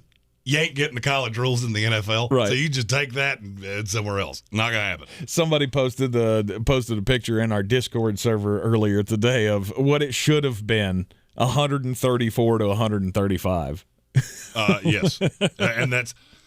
And it wouldn't go that far, but it very well could have been, the LSU Texas A&M game from years back where it was 74 to 72 or whatever the final score of that game was. It could have been that. But we structure it all the same. We all know you have to make a stop defensively if you lose the coin flip. I have to entertain this because Chuck in our comments has said this twice. Okay. The Bills stopped him all first half long. No, they didn't. They punted one time. Once. They missed a field goal because Butker just flat out missed it. Mm-hmm. Other than that, it was the only punt they had in the first half. They only had one in the second half. Hey, this is not like, there's the defense broke down. I've heard that they got tired. Yeah. Stop. When it's go time, it's go time. Mm-hmm. And you saw two unbelievable quarterbacks in the fourth quarter of go time. Yes. And for it to end that way, to me, is just it's just a travesty. Mm-hmm. I don't think it's the travesty that you do. Does it stink for the Buffalo Bills? Absolutely. Did they get screwed by it? No, because we all know what the rule is, and it's never changed. Well, and the Kansas City Chiefs had an overtime game with the New England Patriots, 3 years ago? In the AFC Championship game. Tom Brady gets the ball first, scores, ball game. And we've kept doing this. Mm-hmm. I love and I can't for the life remember who said this. We posted this on our social media earlier today to get responses. And somebody said, you can't keep moving the goalposts. Yep. On the overtime rules. Yep. You do realize these have been the overtime rules for 3 years, right?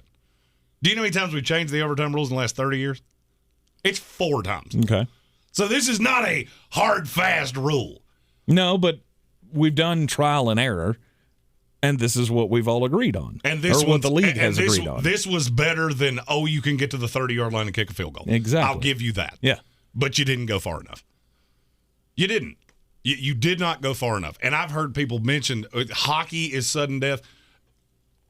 There's not nearly as much scoring as hockey as there is in hockey as there is in the NFL. Right. To me, this is basically where we're at right now. And I want you to listen really closely to what I say because it's going to sound real stupid because it is real stupid. This would be like the NBA going, okay, our new overtime, first one to hit 2 threes wins. You see how stupid that sounds when you say it out loud? Mm-hmm. That's exactly what the NFL's doing. Okay, well, if I get it off the jump and I have Steph Curry, I'm at a marked advantage to you. It's exactly where you're at here.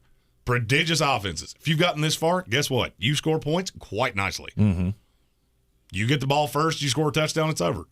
Ooh, you should stop them. Okay, well, here's the thing. Every rule in this league caters to offense.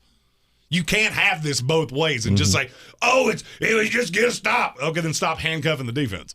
Mm-hmm. You want me to get down with that? Fine. I'm going to have to be allowed to actually touch a receiver that can run a 4-3 and just run by me. And I can get down with that. But you're never going to. But you're not going to. But you're never going to. Right. Because this is what the NFL wants. Mm-hmm. This is why it irritates me, is because you steer into this narrative of people love points.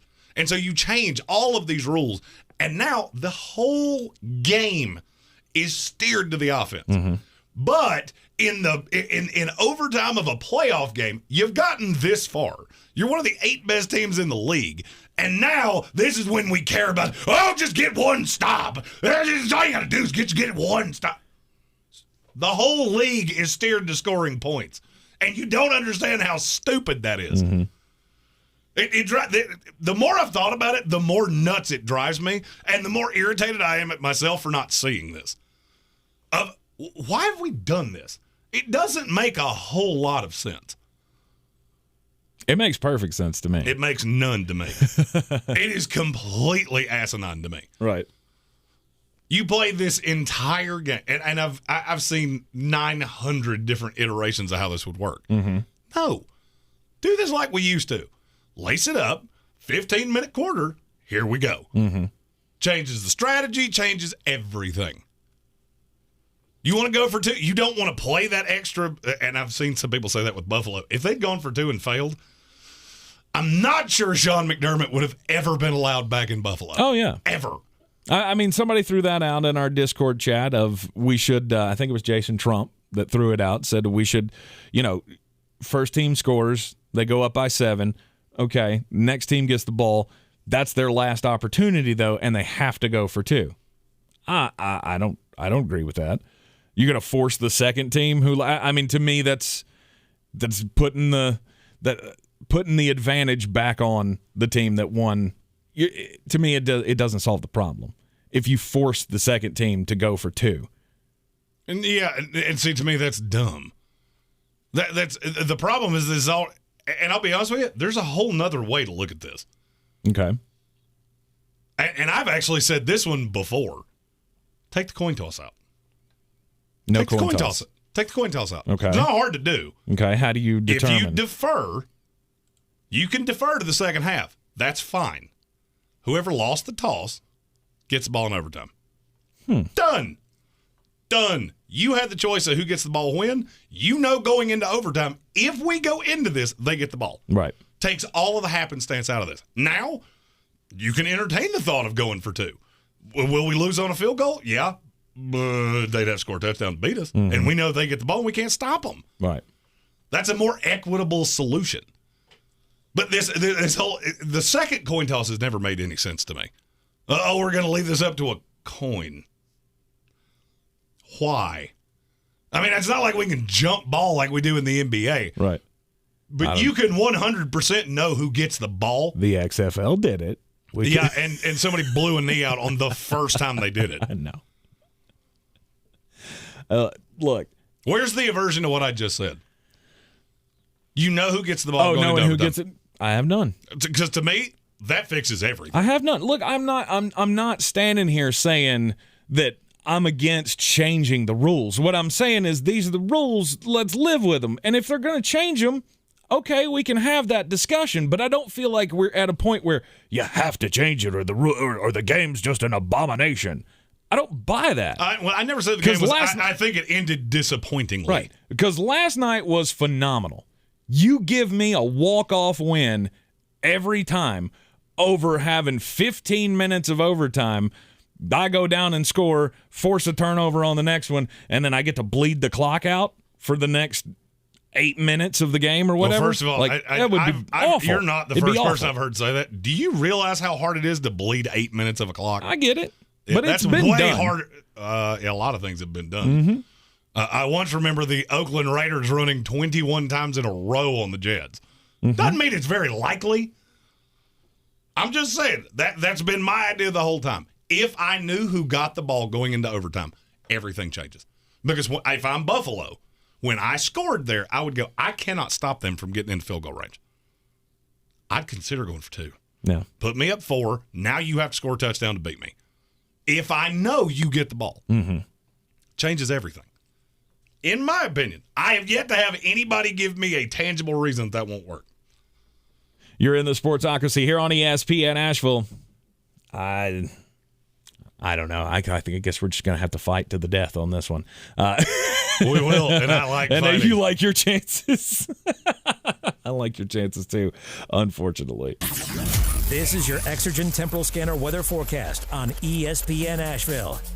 Well, mainly dry weather underway for the work week here, but we do see some signs of some more wintry weather late this week, Friday. And, boy, we're talking some cold nights ahead here in Asheville. Low tonight, 31 degrees. Mostly cloudy Tuesday, high 47. Colder tomorrow night, 22, and even colder Wednesday night. Lows down in the teens. Could see a rain-snow mix here late week on Friday. I'm meteorologist Scott Lariamore. That's the latest Weather Channel forecast. This is your time saver traffic on the new ESPN Asheville. No problems or incidents on the interstates. Captain Jeff Bowen Bridge. Traffic is moving well and steady. On the Smoky Park Highway, no backups. Patton Avenue, incident-free. And New Leicester Highway also moving well. Biltmore Avenue, no problems. Merriman Avenue moving well. Hendersonville Road, no backups. Sweeten Creek Road, incident-free. On the Charlotte Highway, no backups. Checking the drive time from West Asheville to Biltmore Village via Meadow Road. Drive time, 12 minutes. I'm Lyndon Field with your Time Saver Traffic. This report is sponsored by Staples Stores. Staples has the tech and tools you need to take on the future of work. This week at the Lenovo IdeaPad 5i with Intel i5 processor for just $549.99. You save $108. In-store only. Offer ends 1/29/22. Limit 2. Staples, the working and learning store. For my small bookstore to thrive, I can't just sell books. So I created a radio ad at iHeartAdBuilder.com to tell everyone about our author events, our story hours for kids, and our amazing lattes. Now we're busier than ever. I'd call that a success story. A custom radio ad from iHeart Ad Builder is the fast, affordable way to drive customers to your business. Put the power of radio to work for you. Get started now at iHeartAdBuilder.com. Do you struggle with occasional nerve aches in your hands or feet? Try Nervive Nerve Relief. Nervive contains B-complex vitamins and alpha-lipoic acid to relieve nerve aches, weakness, and discomfort. Learn more at nervivehealth.com. The Just for Pros event at Lowe's is back. Check out special savings on the toughest tools, hand-picked for pros. Buy one Metabo HPT 36-volt battery starter kit, get a select bare tool free, and save on the DeWalt Tough Grip 110-piece drill driver bit set. Was $49.98, now just $29.98. Shop in-store, online, or on the Lowe's app and pick up in store. While supplies last, valid 1/17/22 through 1/28/22. U.S. only. At Panera, you can say yes to both of your cravings. We call it You Pick Two. And with over 465 pairings, you'll find a meal sure to satisfy any mood. Are you feeling both fresh and fun? Pick our Fuji apple salad with a new Thai chicken soup. Or maybe you're feeling classic and bold. Pair some creamy mac and cheese with our new Citrus Asian Crunch Salad. Pick your perfect pair and order a You Pick Two today. Panera, the familiar made fantastic. Real estate isn't about properties, it's about people. I'm Clarissa Marshall with eXp Realty, your native realtor serving all of Western North Carolina.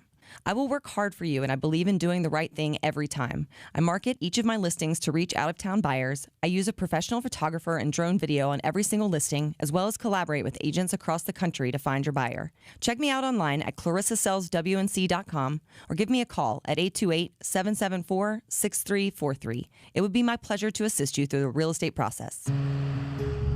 Sometimes it's the little victories that mean the most. At Ingalls, we know there's no one you'd rather share those miniature memorable moments with than family. Ingalls, all the ingredients for family. This week at Ingalls, select sizes and varieties Cheez-It crackers, 2 for $6. Select sizes and varieties Dunkin' Bag or K-Cup coffee, $4.98 each. And select sizes and varieties General Mills cereal, 2 for $5. Ingalls, low prices, love the savings.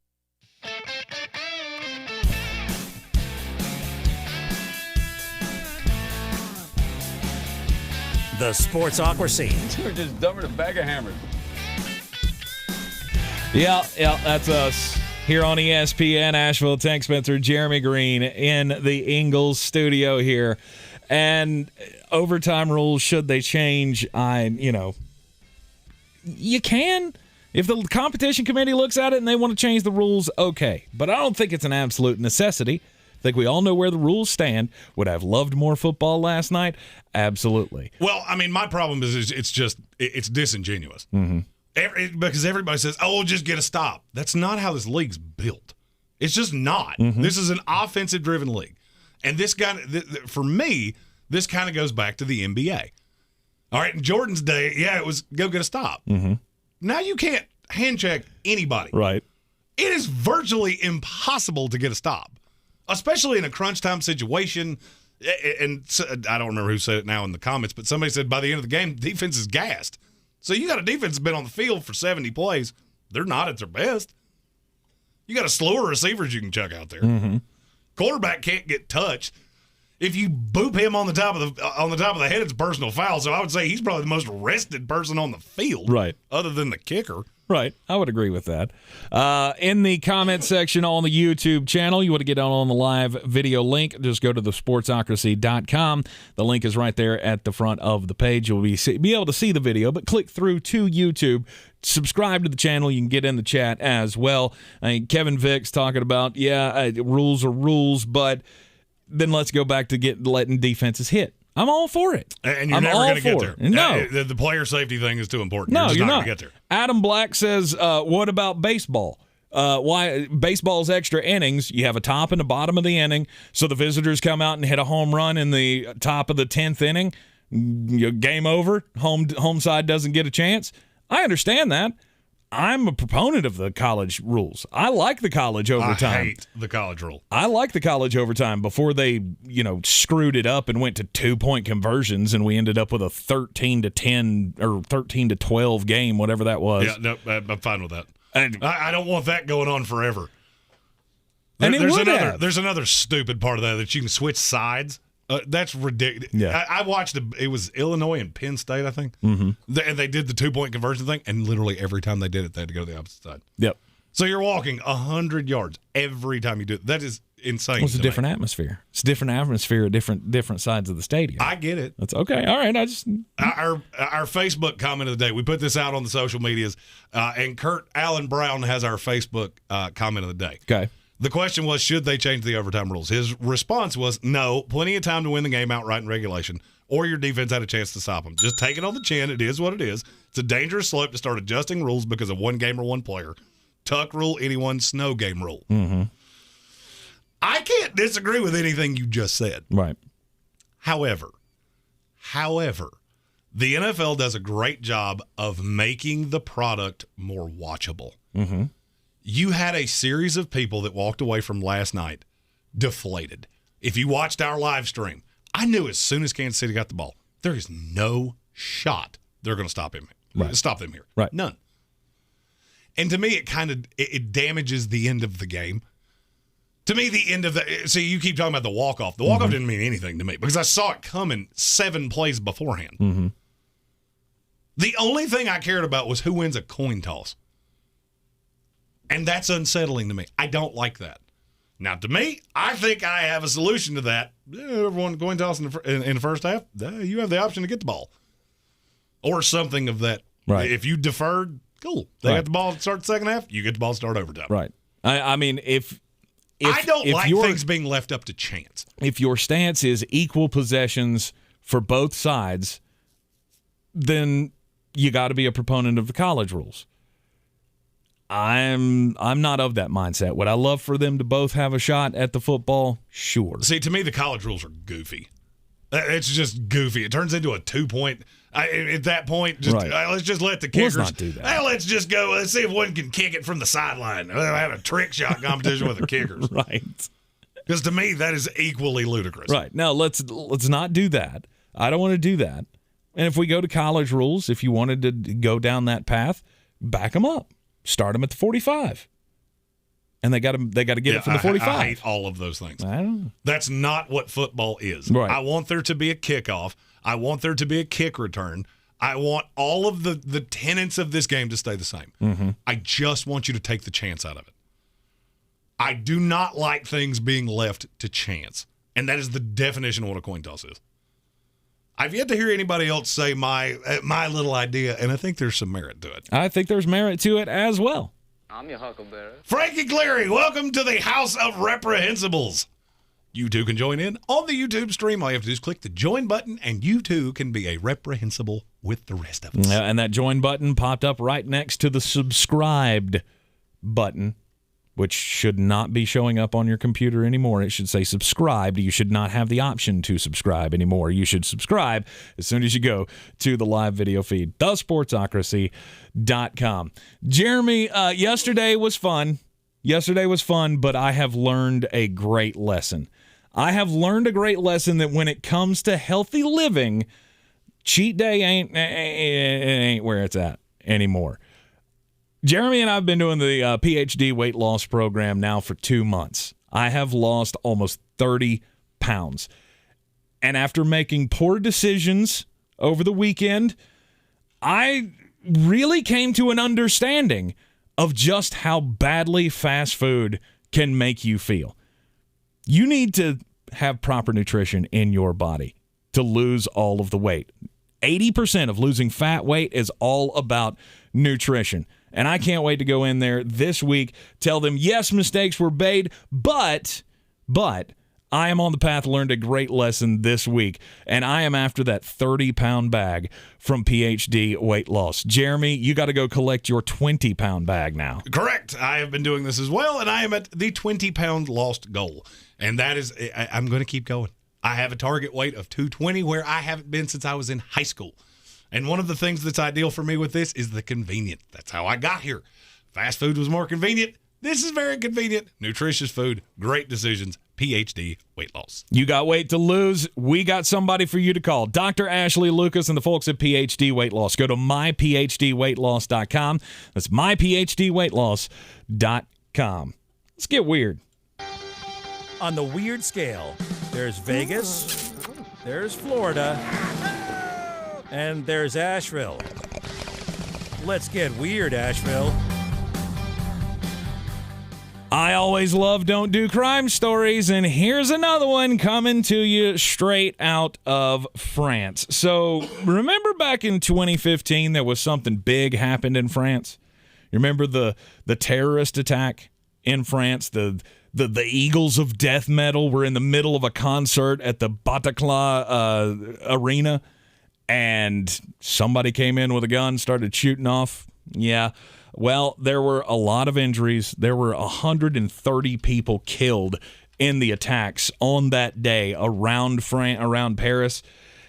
And now it's got one doctor in hot water because apparently a senior orthopedic surgeon at Georges Pompidou Hospital in Paris has been found to try to sell some of his patients' medical records online. Don't do crimes. That's never a good thing. So this is what the guy did. He had this patient, and she was shot in that attack and had a bullet lodged in her arm, and he was trying to sell the X-ray of the AK-47 bullet in her arm as an NFT. He was trying to make some money off of this woman's medical records, and that, in case you're unaware, is illegal. I'm not sure how she found out about it, but obviously she's very, very upset with the doctor and with the medical community that could allow something like that to happen. The NFT was trying to be sold for $2,700. NFTs have gone too far, and I hope that they stick it to this doctor, because that's not your property. I don't understand NFTs. I also don't understand. I don't understand a lot of things. Crypto, any of those. You know what I want? U.S. doll hairs. That's what I want. You just give me monies, and I will provide the things that you're paying for. Mm-hmm. Did you hear the story about Odell Beckham Jr.? I dare to even ask. His contract with the Rams was paid in Bitcoin. The only problem is that the price of Bitcoin went through the floor with California taxes. Oh no! If they win the Super Bowl, he will have netted $35,000. Wow. Yeah, that's why you don't do that. You pay me in U.S. doll hairs. That's what I want. That's all right. Just hang on to it. It'll turn around tomorrow. Crypto is the wave of the future. But there's a lot of time that. You know what I never have to worry about? You pay me $100. That's $100. It's in my hand. I have it. And I can give it to people. No good. My story is very close to a movie that I've never seen. Okay. Have you ever seen the movie Weekend at Bernie's? Yes. Apparently, the plot of this movie is Bernie is a very affluent fella, and they have a little party. And the only problem is that Bernie was past present by the end of it. Yes. And so they prop him up and try to convince people he's still alive. Police in Ireland are investigating reports that a past present person was brought to a post office in an attempt to collect his pension. Oh. The Irish Times said a man who appeared to be in his 60s was dragged into the post office in the town of Carlow on Friday. Whoa. Dragged. I knew you were going to stop on that because I did too. Propped up by two younger men. When questioned by staff, the two fled and left him there, leaving behind the older man who was found to be passed on. Mm-hmm. I have so many questions about this. How did you think this was going to work? Same way it worked in the movie. All you got to do is put your hand up the back of his shirt and nod his head. No, that's not how that works. It's not how it works in any shape, form, or fashion. According to the Irish Times, one of the younger men had inquired about collecting someone's pension and was told that the recipient had to be present with the help of a companion he allegedly returned with the past present individual. So let me get this right. You called and said, George has a pension with the post office, and we would like to collect that. Well, where's George? If there's no more George, there's no more pension. Well, hold on a minute. He's around. I'll bring George. Where did you get George? Was George just like sitting on the couch? Like, had you not done things to, not desecrate? That's crimes. Mm-hmm. Why is that part of the story not getting anybody but me? Passes away unexpectedly. I read every single comment underneath this story, and I went, why is no one asking where the person came from? Did you not take him did he not go somewhere? No, you don't take him somewhere until you get the money. Let me make this as clear as I can. If something happens to me and anybody decides to prop me up by the jukebox or whatever it is you decide to do, haunted. Yeah. That would really be that would be a flaw of that. Is Jeremy lit already? Why is Jeremy not talking? Don't do crimes. Don't know. No, take Jeremy to the corner. Jeremy no feel good. Jeremy's a little pale. Jeremy needs to see somebody that will, possibly, do what they do to prison people. That's awful. That, by the way, way worse than trying to sell somebody's X-ray as an NFT. I'm just saying. I'm just going to be honest with you. Neither one's good. No, neither one's good. I wouldn't put either one in the Christmas newsletter as a crowning achievement of the year. Right. No. Were there charges? Were there charges against these guys? Yes. Okay. Desecration of a body. Okay. All right. And attempted insurance fraud. Yep. That'll do it. Here, and maybe this is just, I'm not really categorized as a people person. How do you have that conversation with somebody? Right, like he called a buddy up and said, hey. He called Jeff, and at some point he had to convince Jeff that we need to take George to the post office. Is George out of stamps? Why? What is George looks as though he has had better days. George needs a doctor. He doesn't. They don't have doctors at the post office. No, I think he's past needing a doctor as well. He needs an undertaker. Dole said call a Hearst. We get these stories across our AP feed, and there's times that I go, there's so many questions I have. Mm-hmm. I want somebody to start an AP server where there's somebody that knows the full story, and you can just ask Jeeves them the question of, where did they find him? Like, where did they desecrate a grave? Because they didn't get charged for that. No. You couldn't do that. You couldn't pass somebody off like that. I mean, I imagine what happened was George probably just passed away while sitting on the couch, and they went, oh. But they called. Dang, we're poor. But they called. Yeah, they called. And they said, how do we get his... Right. Do you not think these people talk to each other? Like, there's going to be somebody come in here with, I don't know what they're doing, but they asked, how do we get somebody else's pension? Nope, doesn't work that way. Then they walk in full weekend at Bernie's, and you just go, no. No, George looks a little funny. Wow. Adam Black says you can be the new Paul Harvey, by the way. You don't even know who that is, do you? I don't know. Oh. I thought he meant Steve Harvey at first, and I was very flattered by that because I love Steve Harvey.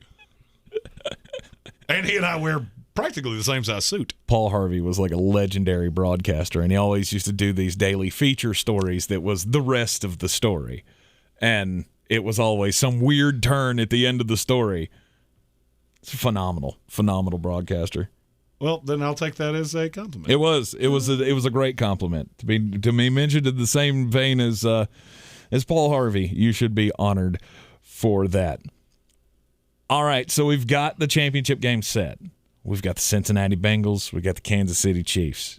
You got San Francisco 49ers at the L.A. Rams. L.A. Rams trying to be the second team in as many years to host and win a Super Bowl on their own turf. They would be the first team to host both the NFC Championship game or a championship game and be at home for the Super Bowl.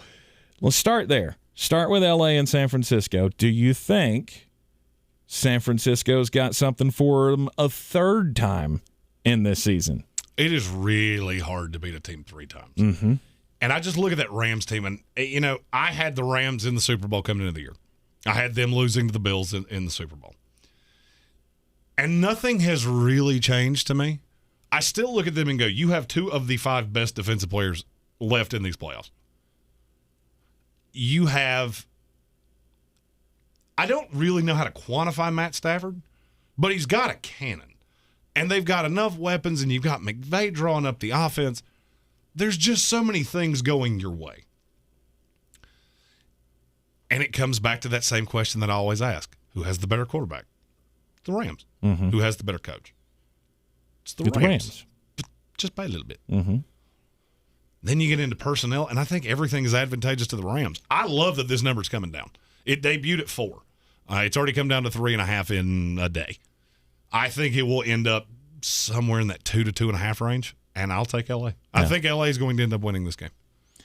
I would tend to agree with you there. I feel like they are more explosive offensively, and I think they're more efficient offensively. San Francisco is fantastic, and we talk about the pre-snap motion that they have, and Deebo Samuel. What the heck do you do with Deebo Samuel?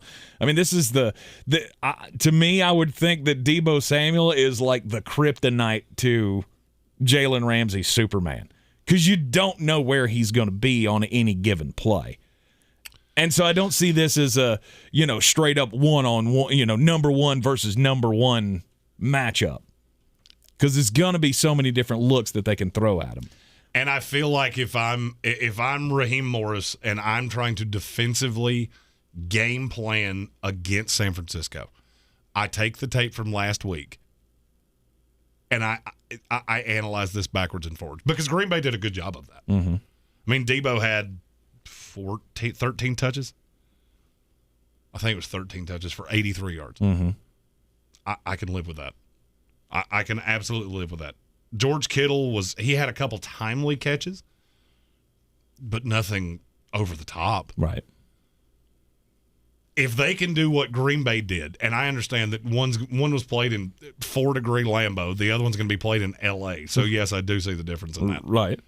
But if you can keep Debo in check and you don't get just completely obliterated by all of those pre-snap things, which has always been the Rams' problem against San Francisco, it's just I keep coming back to it's hard to beat a team 3 times in a year. Mm-hmm. I think there's a talent deficiency for San Francisco. I think the Rams are just a better team. And everything seems to be coming together for them. Safwan Ben Malik says L.A. is markedly more explosive. Markedly. And yes, we got to give props to Alexander. He did call that this was going to be the NFC Championship game between the San Francisco 49ers and the LA Rams. I'm favoring LA at this point. I said yesterday in our Discord server, if the Georgia Bulldogs can win a national championship in college football, it's time for Matt Stafford to be able to win a Super Bowl in the NFL. The AFC Championship game, I think it's going to be phenomenal. I think it's going to be every bit as good as the game with Buffalo was.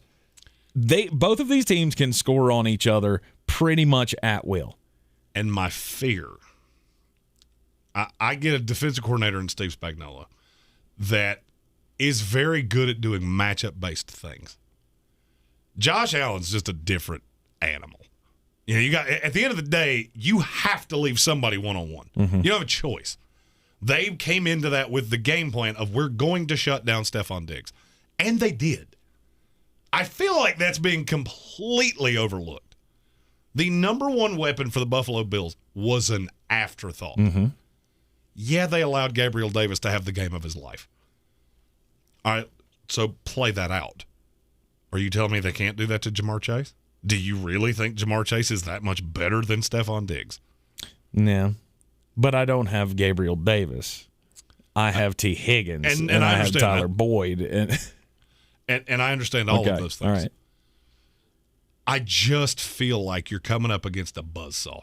Kansas City is, they're the monster underneath your bed. Mm-hmm. That is the team that is terrifying. They have been here. They know this is old hat for them. This is their 4th AFC Championship game in a row. Mm-hmm. And it's going to be different for Cincinnati. And look, my heart says Cincinnati's going to find a way to do this, and you're going to have the Rudy story of, I had this team winning 2 games this year. And frankly, I want nothing more than for that to happen. Unfortunately, I've seen this same narrative about 7 times, and do you know what it always has in common? The one that's been here before is just a buzzsaw. Mm-hmm. I've only seen one of these teams stay close, and it was Jacksonville against New England a handful of years ago. They go in at halftime, you think the game's over, and guess what? It's not. Right. And Kansas City has that element with Pat Mahomes. And I'm not trying to undersell Cincinnati. I'm just saying the first time you get here, it's a whole different world. Well, and I can look at this game a lot of the same way that I look at Patrick Mahomes in his first AFC Championship game. I mean, he goes in there, he's first-year starter in the league, or I guess it was second year, but it was first year as a starter for Kansas City. They go into the playoffs. They go up against Tom Brady.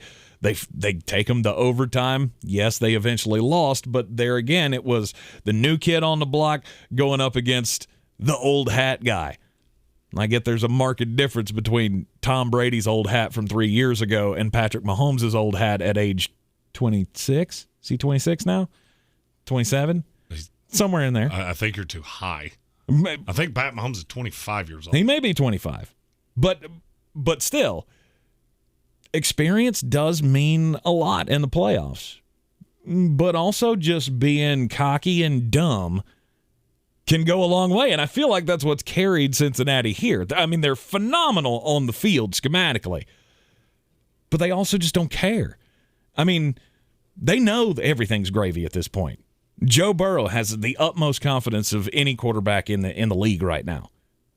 Evan McPherson was telling Joe Burrow, I guess we just won the AFC Championship game, or we're going to the AFC Championship game before he kicked the game-winning field goal. That's one of those stories you hear and you go, you better be real glad you made that field goal. Everybody has that would have come out one way or the other, and you would have looked stupid. Everybody's gotten onto this bandwagon with the Cincinnati organization of this is what we do now. We win playoff games.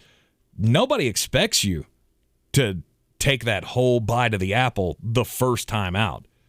No, I mean, and Cincinnati's playing with house money here. There's no doubt in my mind Cincinnati's going to come in as loose as you can be in your first AFC Championship. That's what I think makes them so dangerous. And I would agree with that, except you got to realize how this week's going to go. This is going to be the only story in Cincinnati for a week. And I just feel like, Jason Trump said it in our YouTube comments, Kansas City is 1988 Mike Tyson right now. They have another gear that just nobody has. Nobody has three sub 4.35 receivers on their team with the best tight end in the NFL at the same time. Right. They can't run, and it doesn't matter. Yeah. Nobody cares that they can't run. It's completely irrelevant. All right. It's going to be another phenomenal week, and, of course, we will do the full reaction broadcast of both games coming up this Sunday in the Sportsocracy. 7 hours of commercial-free football. We will take air at 3 o'clock for the kickoff of the AFC Championship game and take you right through the NFC Championship game conclusion this Sunday in the Sportsocracy. Jeremy, you're 5 on 5 or 5 on it. It's not. It's doing stuff. Friday was not good. It's doing stuff. Friday was not a good day. However many doll hairs you put on that, that's how many you lost because it didn't go well. Yikes! But it's time to rebound. You haven't gone into the negative yet, so here it comes. 5 on it coming up next here on ESPN Asheville. This is your time saver traffic on the new ESPN Asheville. Traffic is slow, 26 eastbound between Airport Road and Fanning Bridge Road. On the Captain Jeff Bowen Bridge, traffic moving well, busy and steady. Sweeten Creek Road, southbound approaching Mills Gap Road is slow. Hendersonville Road, north and southbound between Biltmore Forest and I-40, expect a few light delays. On Brevard Road, northbound near Avery Creek, approaching Long Shoals Road, traffic slow. Checking the drive time from Asheville to Woodfin by a future 26 westbound. Drive time 9 minutes. I'm Lyndon Field with your Time Saver Traffic. This report is sponsored by Marion Chrysler Dodge Jeep Ram. A $4 risk-free and refundable deposit will get you started on your customized new vehicle only at Marion Chrysler Dodge Jeep Ram. Get free shipping within a 150-mile radius of the store. Everyone knows you get a better deal down the mountain. Go to MarionCDJR.com to start your order. I stay very active. For my 40th birthday, I ran a 50-mile race, and to train for that, I was running about 70 miles a week. But over the years, that's deteriorated to a point where even running a mile, my knee would swell, and the pain that I would have would sideline me for several days. That's Shane Mosney's story that led him to QC Kinetics. I elected to choose a combination regenerative therapy that helps my knee regenerate to a point where I'm able to get out and start running again. But more importantly, I left there with a lot of hope. QC Kinetics natural biologic treatments boost your own body's ability to restore and repair damaged tissue with no drugs, no downtime, and no surgery. Those guys have given me back a part of my life that was deteriorating. I just ran my first 10K since my therapy, so I'm trying to pick a good half marathon to run, but my goal is to run another marathon, yes. Call QC Kinetics, 828-333-9517. That's 828-333-9517. QC Kinetics. 333-9517. iHeartRadio Earth knows small changes can make a big difference. Want to reduce your food waste? Embrace your freezer. From bread to meat and even cheese, most foods can be frozen and cooked later. Plus, a full freezer uses less electricity. Brought to you by iHeartRadio Earth and the National Environmental Education Foundation. To find more tips for smarter, sustainable living or to take action in your own community, go to iHeartRadio.com/earth. Staples has the tech and tools you need to take on the future of work. This week at the Lenovo Lenovo IdeaPad 5i with Intel i5 processor for just $549.99. You save $108. In-store only. Offer ends 1/29/22. Limit 2. Staples, the working and learning store. Hey, Carrie, we need that tax report by tomorrow. Hey, Bobby, give me that expenses For sheet. Hari's accounting firm, client growth is I know exponential. we're a couple of accountants short. He but needs whip-smart accountants at whiplash speed. Hey, so why aren't these receivables matching up? Indeed can help him hire great people fast. I need Indeed. Indeed you do. Instant Match instantly connects you with quality candidates whose resumes on Indeed match your sponsored job description. Visit Indeed.com/credit and get $75 towards your first sponsored job. Terms and conditions apply. Hey guys, I'm Ziggy, your local Philly girl, owner of Ziggy's Bakery and Deli. I've created a traditional northern deli with only the most authentic cheesesteaks outside of Philadelphia, served with provolone, white American, or Cheese Whiz. Our other classic deli sandwiches are made with the best quality meats and cheeses, available sliced by the pound. Join us for breakfast for house-made bagels with our custom cream cheeses. Or for something heartier, try a pork roll, egg and cheese, or house-cured lox. Ziggy's Bakery and Deli, in the corner of Asheville Commons, 1550 Hendersonville Road, open 8 to 3, Tuesday through Saturday. Here in Beer City, we take homegrown seriously. And since 2012, Wicked Weed Brewing has been pushing the boundaries of the industry. They've not only created staples like the Freak of Nature Double IPA, the Lieutenant Dank, and Pernicious, but they also opened the first sour beer tap room on the East Coast. Wicked Weed has also supported our local community to the tune of $1.6 million with the Beers That Build program. Visit one of their 4 locations, schedule a brewery tour, or place an order for pickup or delivery. WickedWeedBrewing.com. Welcome back into the Sportsocracy. It's time to make some money with Jeremy Greene. I mean, you've been making good money here. You got, $3? I was doing really well before the weekend. And as I often say, hubris comes shortly before the fall. And, okay, it's like, they're not all winners. Yeah. But tonight, I feel good. I got 3 for you. First, I got 25 on 2 of them. I got 50 on another one. Yeah. First, the New York Knicks travel to Cleveland. The over-under is 202 in an NBA game that Kevin Love is going to play a good bit of. There are a lot of backups in this game. New York is better on short rest than people think. This started at 209.5. I think that's more where this falls in. It got overbet. So now it's come down to a ridiculous point. I understand this is going to be ugly. I straight up said that. For this to not hit, neither team can hit 100 points. Because this game's going to be close one way or the other. I think it's going to go over. This line's moved so much that I think it's become value. I got 25 on it, over 202 between the New York Knicks and the Cleveland Cavaliers. I got 25 on it. The Louisville Cardinal are a 5-point dog at Virginia. Virginia doesn't have anybody that scores. 5's a lot, because I think Louisville's better than they are. I have been rallying against Virginia all year long because I just don't think this team's very good. We look at the Tony Bennett system and all. That's not what this team is. And now you're incredibly inconsistent. The reason this number's where it is because it's at Virginia. If this was in Louisville, I would have Louisville as a 5-point favorite, which means I get an advantage there.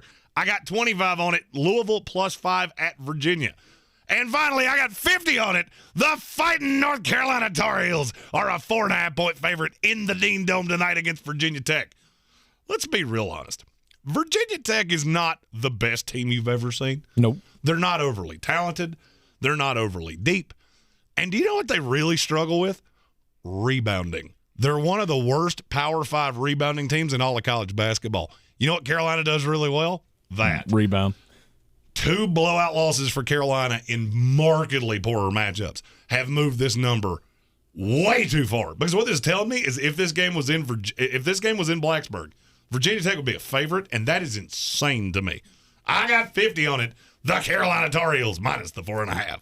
You can take all of those wagers to betus.com, betus.com. Use the promo code Sportsocracy. Get the 125% deposit bonus when you use our promo code Sportsocracy at betus.com. Yes, Tar Heel basketball coming up here on ESPN Asheville tonight, 7 o'clock pregame. We got the 8 o'clock tip-off, North Carolina, Virginia Tech. This is the game that had to be rescheduled because of coronavirus issues.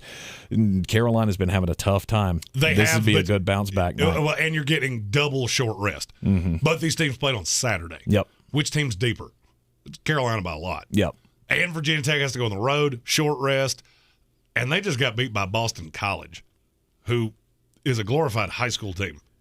I think Carolina is going to smoke them. Let's hope so, Tar Heel fans. Coming up next on the Sportsocracy third hour, the happy hour, we'll be doing Musicocracy Monday, the first of it. Also, we've got some the Mockless Draft Monday, little tidbits about the upcoming NFL Draft with one Flostradamus, Jeremy Greene. And we'll see you right back here in the Ingalls studio tomorrow at 3 on ESPN Asheville. This is your Exergen Temporal Scanner weather forecast on ESPN Asheville. Well, mainly dry weather underway for the work week here, but we do see some signs of some more wintry weather late this week, Friday. And boy, we're talking some cold nights ahead here in Asheville. Low tonight, 31 degrees. Mostly cloudy Tuesday, high 47. Colder tomorrow night, 22, and even colder Wednesday night. Lows down in the teens. Could see a rain-snow mix here late week on Friday. I'm meteorologist Scott Larimore. That's the latest Weather Channel forecast. This report is sponsored by the Ad Council. Okay, dads, it's time to do the Cabbage Patch, the Running Man, or something more contemporary, the Floss. Dance like a dad. Learn more at fatherhood.gov. Sponsored by the Ad Council. This is your time saver traffic on the new ESPN Asheville. Traffic is slow, 26 eastbound between Airport Road and Fanning Bridge Road. On the Captain Jeff Bowen Bridge, traffic moving well, busy and steady. Sweeten Creek Road, southbound approaching Mills Gap Road is slow. Hendersonville Road, north and southbound between Biltmore Forest and I-40, expect a few light delays. On Brevard Road, northbound near Avery Creek, approaching Long Shoals Road, traffic slow.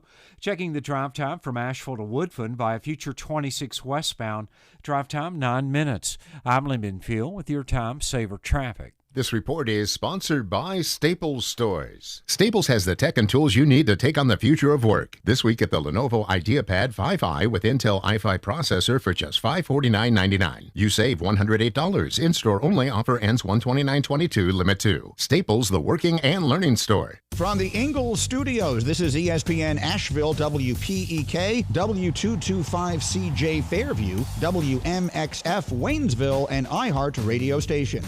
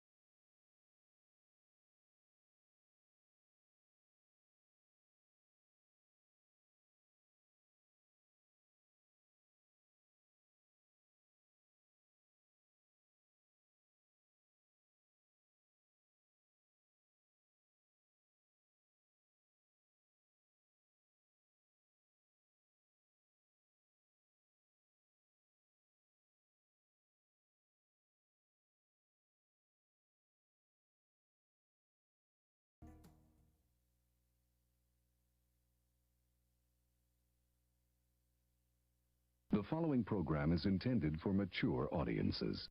A democratic republic of sports. The Sportsocracy with ESPN Asheville hosts Tank Spencer and Jeremy Greene.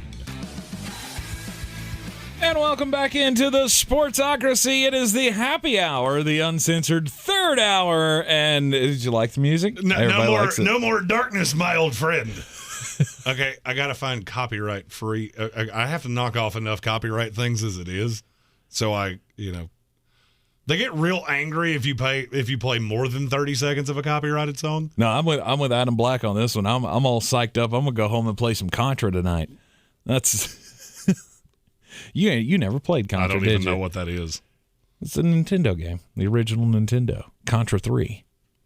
I remember me and Scott Cushaw used to spend hours trying to beat Contra 3. Anyway, welcome into the Sportsocracy. We are in the Wicked Weed studio. WickedWeedBrewing.com. Drink different. It is the first Musicocracy Monday. And the first question in the Musicocracy, I will give someone one Kevin Bell ring if you can tell me what word I had to search to find that music. They were both under the same heading, and it is comically far off. Like, think about whatever the last word you would think of for that. It was the keyword. Okay. The keyword was a music that I like, but that didn't fall into that category. It was just very peaceful and serene. We also have Mockless Draft Monday, where Jeremy says he's got a lot of factoids that he just feels like he's yearning to get out there. Well, there's just some weird things that are happening. When you roll to the playoffs, this is when the scouting departments really start locking in on players. That's the first comment. That's not it. Nope. This is a kind of music, of which I suppose that is as well. It's a very specific genre. A very specific, yes. Yeah. But we're looking for our first Musicocracy question. And this can be anything but greatest Super Bowl halftime show. That is reserved for 2 weeks from now. So the first Musicocracy question that I want to throw out there is best hype song. Was the best hype, like you're trying to, get up for the game, or if you're a gamer, do you listen to a song before you have to go in and beat somebody's ass at Madden? I could see Jeremy doing this. He gets so into it, he's just got to listen to West Country Roads or something. No, that's not my hype song for that. That's my hype song for everything else. If you hear Eminem playing in the background and we're getting ready to play Madden, you are about to have things done to you that you may have to explain to a psychiatrist on a doll. I mean, it's like yesterday. Right before the game started, I came down the hallway. Joseph's sitting there, my Buccaneers fan son, and he's getting ready for the game. And I just came down the hallway, and I'm blaring Thunderstruck because that's my hype song. Always has been, always will be. Most overrated band of all time. Stop that. His derision of AC/DC drives me crazy. You been thunderstruck! Exactly. Yeah! That's the hype song. That's my hype song. What is your hype song? Hit us up in the comments here. We will read and debate. Adam Black's is in the air tonight. Oh, Curtis Davis, you and I could be friends. The drum solo. Cinderella Man's a great hype soundtrack. That's one of my favorites. Yeah, Cinderella Man soundtrack. From the movie? Well, he's talking about the Eminem song. Oh, yeah. I got news for you. If you're in a lobby waiting for a game on Madden and you hear Cinderella Man playing in the background, there's no less than a 30% chance that's me, and very bad things are about to happen to you because it probably means I just lost and I'm pissed. Thank you, Curtis Davis, for shoring that up after I made a fool out of myself. Asking the question, is it from the movie? I don't remember that having a great soundtrack. God, that is that's one of the most underrated albums of all time. By the way, the answer to the question of what genre does our copyright-free music server consider the intro music to this to be, that would be trap music. Trap. That's what they thought that was. I think somebody needs to explain to them what that means. No, because that is the absolute opposite. That of was that. the get lured into a trap / white van with no windows in it. That has music. free candy written on the side.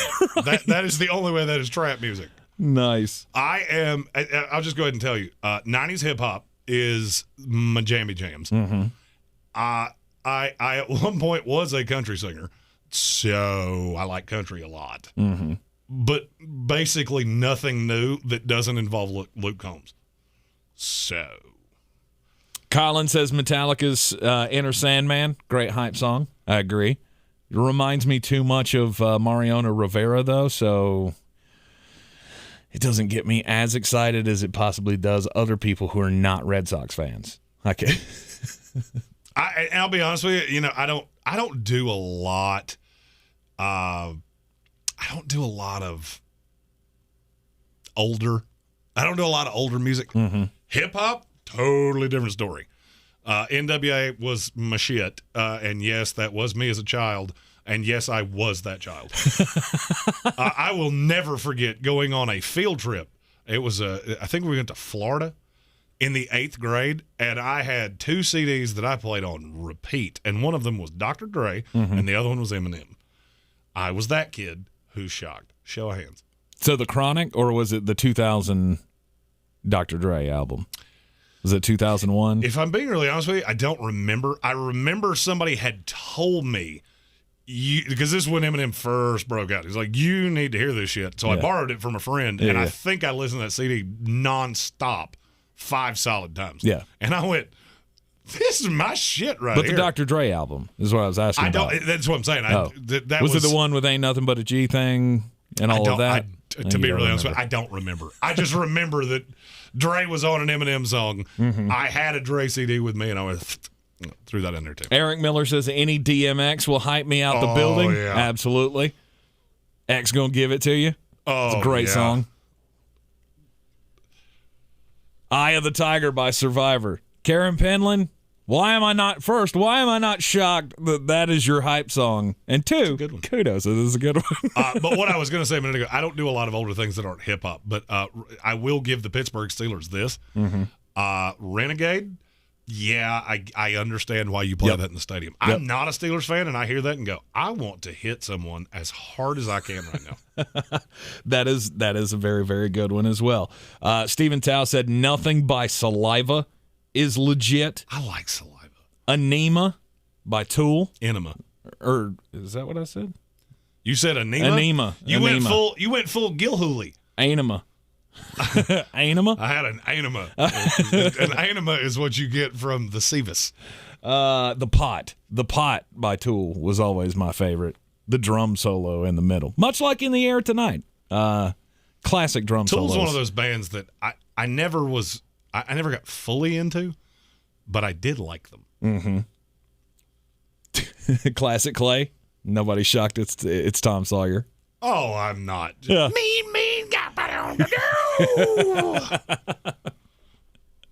That is one of I genuinely don't know that I've ever had somebody look at me with a look that if they could have had the powers to turn me to salt, they would have. Other than when I told Classic Clay that Rush was one of the most overrated bands of my lifetime. Mm-hmm. We okay. Sorry. Speeddom by Tech 9. JT Money throws that one out there as a hype song. That's not one that you're going to know. I have about. no clue. Yeah, I know. Cowboys I'm from stunned. Cowboys from Hell for Adam Black. You are my favorite pastor ever. Yeah, you are, and forever will be. I got in so much trouble because we did a lock-in at the church when I was probably like 12, and me and my buddy were over there with our headphones on, and we were listening to Cowboys from Hell by Pantera. I got in so much trouble with my youth pastor. She was not thrilled that I brought Cowboys from Hell into the church building. But anyway, who was this? Somebody said best stoner song. Alexander, best stoner song. I do no marijuanas, so I am not the person to ask that to. That is probably the one thing I have ever said on this show that shocks the most people. Mm-hmm. There is a song, I believe the name of the song is My Pipe, and it's by Lucas Nelson and The Promise of the Real. It's Willie Nelson's son. Phenomenal song. We got to put a note on that damn board. Well, here's the thing. If I just leave the blood stain in my headset, would that do? I don't think that's going to remind me. I don't think that's going to remind me. All right, we got some good ones. We'll get back to the hype song list, stoner song Frankie list Cleary, as well. Our newest member of the House of Reprehensibles. You had me at Tribe Called Quest. We can without a doubt be friends on that solely by itself. Mm-hmm. Absolutely. All right, so you got a mockless draft Monday headline for us? So we'll be doing team by teams starting tomorrow. So I had to redo the order. It changed things just a hair. It didn't really change anything with the first round, and that's all we had already put out. So I mean, it obviously changed the order, but other than that, basically every team still gets the same player. So that's the reason we're not doing a mock draft Monday. Going forward, we will be doing some different things with mock drafts. I have some beat writers and different guys that we're going to do some interactive mock drafting as time goes on. Mm-hmm. So we get some fun ideas. If you guys see anything draft related that you see in other content and you want to just fire it our way, you would be shocked at how between the two of us we can take an idea that was someone else's idea, modify it, and turn it into cool shit. Especially with the draft. Especially when I'm not sleeping, ever. Mm-hmm. But one of the things that one of the biggest headlines that I've seen in the last 2 weeks, there is a souring on Aiden Hutchinson that is surprising to me. I mean, is it because he got dominated in the SEC champion or in the college semifinal? That didn't help. The problem is that, and I saw it said this way. This was said to me by someone else, and then I tried to follow up to see if anybody else had heard the same thing. Mm-hmm. He's not a crazy good pass rusher. He's not Bosa level. And in the top 5, you kind of want a guy to have that upside. Now, the question is, how far could he fall? And I'm looking at the draft order right now. All right, so I don't really think there's a chance he goes 1. I've got Evan Neal pinned into the Jacksonville Jaguars. Mm-hmm. I would be shocked if Detroit let him get by them. But let's just, for shits and giggles, let's say they don't take him, they take a quarterback. Houston would take Thibodeau if he was there. Houston could still go off the board and take a quarterback. I just don't find it to be really likely. I think it's more likely that they're going to go in with Davis Mills and they're going to give somebody time that they didn't give David Culley. I get into that New York double play. I don't see any way he slides past those 2 New York teams. Mm-hmm. That's what when I hear things like this and I go, okay, so teams are souring on him. How far is he going to fall? Could Karlaftis go in front of him? I know the Jets really like George Karlaftis. I've heard the Giants like him. So could I see a path that he's not the second pass rusher? Yeah. But even then, you're not falling past that second Giants pick. Mm-hmm. I would say that's his drop dead spot. If he has the worst pre-draft process in the history of the draft, I'd still say his floor is 7. Okay. Matthew Halpin said, so you're saying there's a chance he becomes a Jet. I would actually say the Jets are probably the least likely team to draft him. I mean, there's a merit to it. I just don't know why you would put him on the other side of Carl Lawson. If you're going to do that, just take George Karlaftis. He's a better pass rusher. He's a better pass rusher than Aiden Hutchinson? Okay. Karlaftis is a better pass rusher. Aiden Hutchinson's, he's got some burst plays that are really intoxicating. The thing about Aiden Hutchinson, I've said this on the show before, there's really no path that he ends up out of the league. There's a path that Karlaftis ends up out of the league in 4 years. So why would you not take the steadier choice? It depends on what you're after. The Jets have Carl Lawson coming back. They don't need this guy to be – they don't need the double. Mm-hmm. They got a double. Yeah. They have a double. His name's John Franklin Myers. Right. You want to hit the home run. The no doubt now I've got 2 unbelievable pass rushers on each side of this. That would be my thought with the Jets. With the Giants, it becomes more of who's the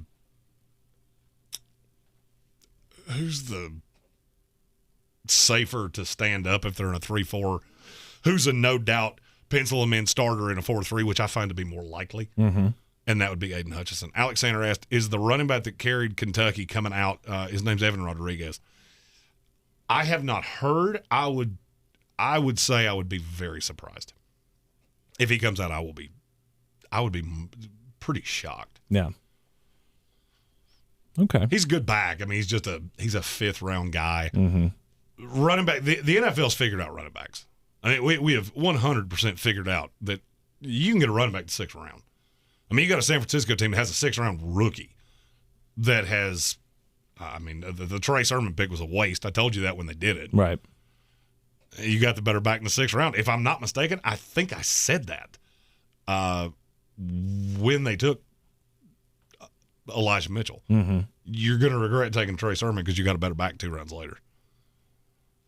Okay. Classic Clay has asked a Musicocracy question, and honestly, I have no idea what the answer to this question is. What was the name of the original drummer for Rush? It wasn't Neil Peart? I didn't know there was another one. Is it Paula Abdul? I don't know. You're not even in the ballpark. You didn't even name a drummer. How many drummers can you name? Not ones that you know that play in local bands, like actual big-time drummers. Travis Barker. Okay, that's one. Flea. No. Flea was the bassist. He was not a drummer. But he did some drum things. I don't know if he did, Well, I mean, so did Steven Tyler, but we don't recognize him as a drummer. Yeah, I only know Flea from Rock and Jock. That's the only reason I even know who he is. I believe Steven Tyler actually was the original drummer for Aerosmith. Yep. Adam Black said Drummy McDrummerson. That's probably better than my next guess. Drummy McDrummerson. Nice. I'm still stuck on the fact that I didn't make the joke about Paula Abdul being a drummer. I'm really pissed off at myself because I had a good joke lined up for that. I don't think it was Vinnie Paul. That was Pantera's drummer. Stephen Tao said Flea never drummed a drum. You could entirely be right. I only know who he is for Rock and Jock. He probably did with his drumstick. They spent a lot of time naked on the stage. He did. Lars Ulrich, no, that was Metallica. You should know that. Will Ferrell is more drummer than Flea. That's entirely possible. Very true. Also more likely to put his nuts on your drum set. And he looks strikingly like the drummer from Red Hot Chili Peppers. Have you ever seen them together? No. Oh, they're like twins. They did a spot on one of the late night shows together. And I think it might have been on Fallon or something. It's kind of eerie. Very eerie. When you search Red Hot Chili Pepper drummer, it literally autocorrects to "and Will Ferrell." Oh my God. Yeah. Yeah. I don't actually know which one's which. Right. Oh yeah, I do. Yeah, I do. That's funny. It takes you a second. Hell. It takes you a second. Yeah, they did Will something. Will Ferrell is hilarious. He is very, very funny. Let's see. Did we have any more stoner songs? I'm sorry if you're throwing out rap songs that should be stoner songs. I don't know a whole lot of rap. Like if it's not Dr. Dre, Eminem, Snoop Dogg. Basically, if it's not this Super Bowl's halftime show, he has pretty much no clue who that is. Pretty much. I'm very limited. So like 3-6 Mafia and Tech 9 and all that. He also has no idea about country. Not really. No. Vaguely. I was listening to country in here earlier, and I said something about George Strait, and it looked like you would, honest to God, think I said like I took a poop in the studio. Like, well, he looked at me and he said, "I just don't understand you. I don't understand how you can't get down with country music. Like I'm listening to George Strait in my earbuds, and I'm just loving it." And and then he proceeded to sing the one George Strait song that I do know. That I went, "Yeah, that one doesn't sell me at all." Which one was it? Check yes or no. Check That's yes not or the no. best one.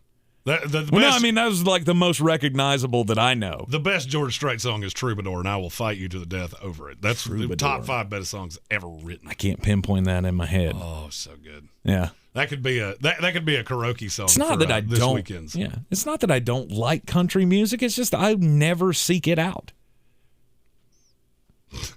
What? There's just times in the comment section I just go, yay, good times. Okay. Let's see here. John Rutsey. That was the name of the original drummer for Rush. Played on the original Rush album, the debut album. All right. Let go shortly thereafter for health reasons.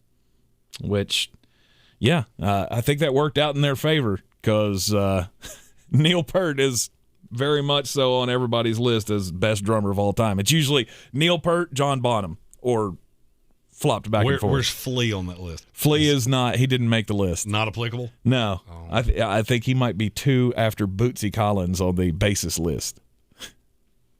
Oops. Do you know who Bootsy Collins is? I'm just curious. I just have to know. No. I don't know who that is. Rob Johnson said all my exes live in Texas. See, that song is a little bittersweet for me because one of mine does. Yeah. That's why you also love that popular song that came out a few years ago. Or actually, that was just a year ago. Yeah. Google Trey Lewis. You'll see why I liked that song. Yep. Big fan of that song. Getting it down in Dallas. I'm actually I'm friends with somebody that's touring with him right now. That's awesome. If you were a UFC fighter, what would your walkout song be? It'd be Hail to the King. Hail to the King? Never seen me do it. That's a good one. I think I would go with Jekyll and Hyde. 5 Finger Death Punch. I love that damn song. Damn. I like 5 Finger Death Punch. Yeah. One of the dumber things I've ever done in my life was at a 5 Finger Death Punch concert. Didn't go my way. Didn't go your way. Mm-mm. If you get 9 beers in you and you go, hey, this is a good idea, you should have one of those introspective moments where you do what I do on the show every day and go, you remember when I said that? And then just do that a couple times. Right. If it sounds really stupid at the end of it, you probably shouldn't do it. JT Money throws out Metallica's first bass player, Rob Johnson. Answer immediately, Cliff Burton. It's one of the best VH1 behind the musics ever. Did you ever watch that show? Oh yeah. Okay. I love behind the music. Okay. Hell, I did a reel with behind the music. I know you did. I just wanted to know if you had seen that because to me that was the best one they ever did. I'm still pissed they didn't do that. I worked so hard on that reel, and they didn't even end up doing the competition that I was submitting it for. Yep. I'm still bitter. I see that dude post things on Facebook. Sometimes I'm like, I want to just eat a dick. Don't want to talk to you anymore. All right. Anyhow, do you have another draft headline? The Sam Howell thing is real. Sam Howell's going to be the first quarterback taking this draft. Ooh, okay. And I don't even think it's debatable. I have yet to see a mock of real repute that doesn't have Sam Howell in the top 15 right now, and that's without him interviewing with teams.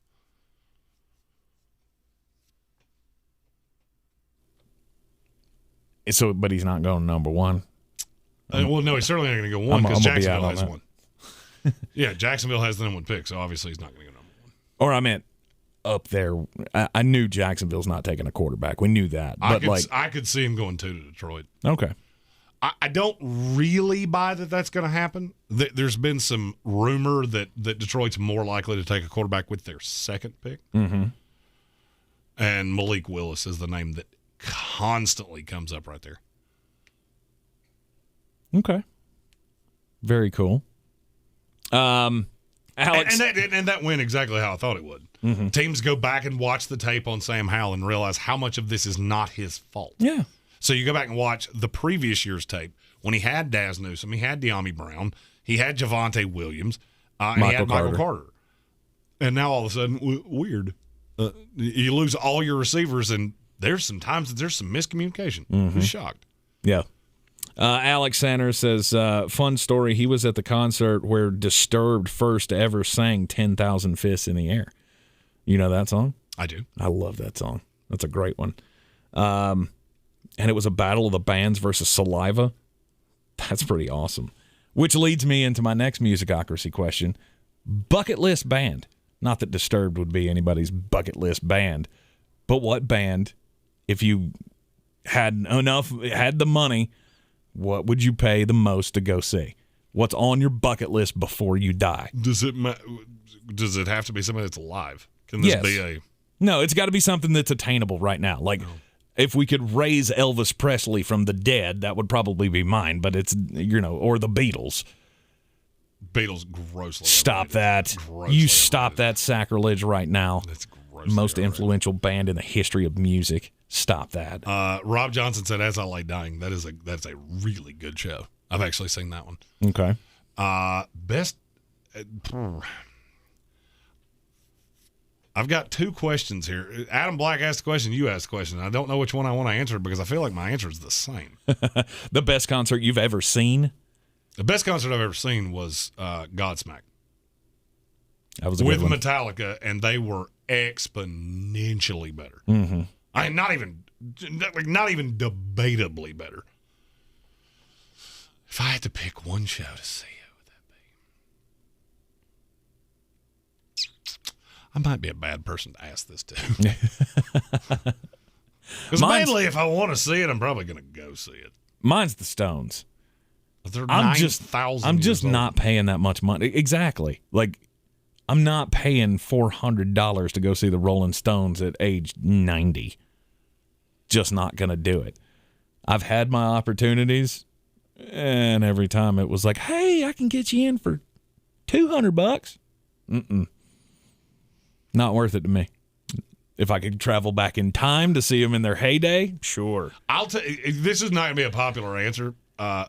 So HWA and I went to Nashville for her birthday is the 4th of July.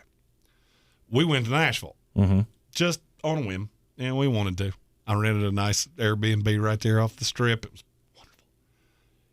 We went and saw Alabama on a complete whim, and it was freaking incredible. Those 900-year-old dudes just got it. I think they went on for like 2.5 hours. Not to say it's the best concert I've ever seen, but it was really, really good. Mm-hmm. Eric Miller said he missed out on Jelly Roll this year. I was not at that show, but I had many people say it was incredible. The Silverados concert tour will be fully released. Mm-hmm. I don't know when the final full release is, but I know a lot of things came out today. There's some good acts on that. On the what? The full Silverado schedule. Oh, okay. Yeah, be careful because I know we know names that we're not allowed to say. Well, I saw All for One got posted on Facebook yesterday. Yeah, that's why I said that because I think that was in a group, and I don't think you were supposed to say that out loud. Oh, well. I don't think that was supposed to be put out there. Well, I saw it on Facebook. I thought it was public knowledge. No, that's how groups work. You're in a group, and sometimes you post things to a group before other people can see it. I Rob gotcha. Johnson said Steel Panthers, 100% they are. Yeah. Steel Panthers, great. Adam Black says Metallica, Linkin Park, Limp Bizkit, Mudvayne was the best he's seen. That was all in one show? Mudvayne's really good. I've seen them live. I would love to see them. I went to every Carolina Rebellion that they ever had, minus the last one. Mm-hmm. And I saw some incredible shit there. Oh, no doubt. Def Leppard was way better than I could have ever planned. Mm-hmm. I was also 85 beers in. Oh, Eric Miller. David Allen Coe on Narragansett Beach in Rhode Island with the Sublime's cover band opening up. I bet that was a fun time. There are a lot of... I've seen the greatest variety of shows of probably anybody that you've ever seen. Mm-hmm. I saw Garth Brooks with Tim McGraw one time. That was pretty good. That was cool. This was before Garth had become like... Super duper. This was right after he started like side parting his hair and calling himself different shit. Oh, Chris Gaines? Yeah, don't do that. I don't care who you are. Don't call yourself a different name. No, it didn't work out too well. We refer to those as the Sting years And it felt like the reimagining of Sting, the wrestler, where he went dark and tried to be brooding. And you're Garth Brooks. That was the best thing, by the way. Okay, you're crazy. I mean, he was great, but you're about to argue with me that Black Crow Sting was not the best thing. Yes, you're drunk as hell. 1988, flat top Sting almost won with Monday the face Night paint Wars by himself. You are out of your gourd. So he was better when he had the blonde flat top. Alex Sanders said, I like Ryan Upchurch. He is one of the biggest dill holes on the entire planet. Don't ask me how I know that, but I do. Okay. I'm not going to out the person that told me that, but yeah, he is not a pleasant person to deal with. Very cool. See, that's one of the bad things about having people that do like famous shit. They tell you things like that, and it completely screws up the. Oh yeah.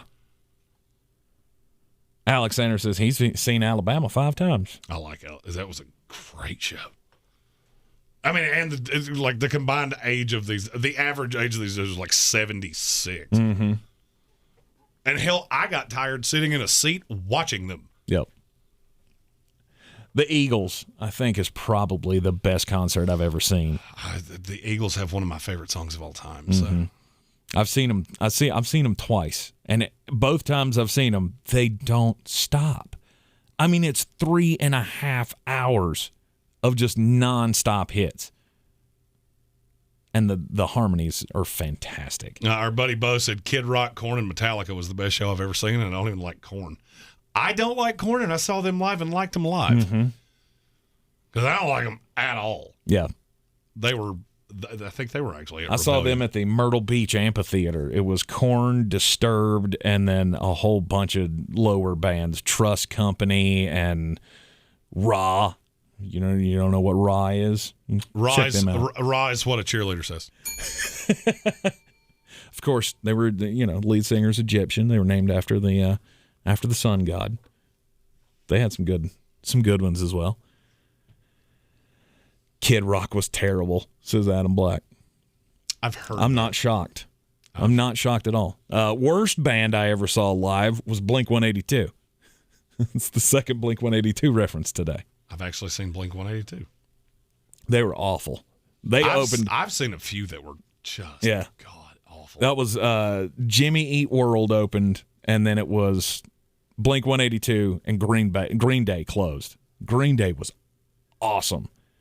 Blink-182, they just don't have it live. It's one of those mix bands. The mix is always better than what you hear on the stage. I saw the Offspring live. They were surprisingly good. Okay. Steventown knows about Raw. I'm glad. Because there are very few people that do. I still maintain Raw is what a cheerleader says. It is. You are right as well. Pearl Jam. It's usually doubled and followed by Sis Boom Bop. Adam Black says Pearl Jam was amazing, and I have no doubts about that. They wrote a song with my name in it. Did they? Jeremy spoken. And you don't know any of the other words. Yeah, I know one more word. Except for the part where he bit the recessed lady's breast. That was always the popular part of the song. I'm your huckleberry. Best supergroup. I don't know exactly what that means. Supergroup. So this is like members of another band coming together to form a supergroup. Hell yeah. Hell yeah is a good one. That is a good one. Super Joint Ritual was really, really fun. I saw them with Hank 3 and Phil Anselmo from Pantera and Vinnie Paul. Oh, that does sound. Yeah, it was great. It was great. I'm trying to think. I'm trying to think if there's one that I'm missing. See, one of the things that's hard for me with stuff like that, I don't necessarily, like, if I missed the original, I don't necessarily know that it would be a supergroup. Mm-hmm. So I'm looking up a list. Perfect Circle. I don't remember Perfect Circle. Was that a Perfect Circle? Was that Tool? Was that members of Tool? I don't remember who made that up. I don't remember either. But I like the Perfect Circle a lot. Mm-hmm. Oh, let's get out of the 60s because that's not going to do a damn thing for me. Damn Yankees. I never saw them. I didn't even see it in the comments. I saw it on the list I just looked up. Yeah, damn it. I was thinking of that, and I was like, I've never seen them. But that's a good one. I mean, Ted Nugent, he was in Damn Yankees, right? Yeah. Yeah. Yeah, with Tommy Shaw's Sticks. Mm-hmm. Oh, yeah. Can you take me high enough? Yeah. Have seen Ted Nugent. Have seen Sticks. Never seen them together. Oh, no, there's an answer. It's no doubt. It's Temple of the Dog. Temple of the Dog's the right answer by a shitload. Like by a billion-D. Temple of the Dog. Who Oh, was it was that? Chris Cornell. Oh, yeah. Temple of the Dog's the right answer. I thought that was Audio Slave. That was also Chris Cornell. Oh, okay. Temple of the Dog was Chris Cornell with Eddie Vedder. I don't remember. Oh, it's so good. Say Hello to Heaven. What is the name of that song? Hi, Heaven. Is that the name of that song? I don't remember. But yes, that's the right answer. Mm-hmm. I mean, I'm going to keep looking up and down this list, but there is not going to be one that beats that. Yeah, Audio Slave was Chris Cornell and Tom Morello. Yes.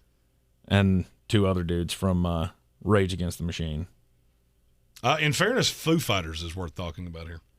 I did like the Foo Fighters. Is that a supergroup, though? Mm-hmm. They had all been in other shit. Well, I know I thought it was just all the dudes from Nirvana.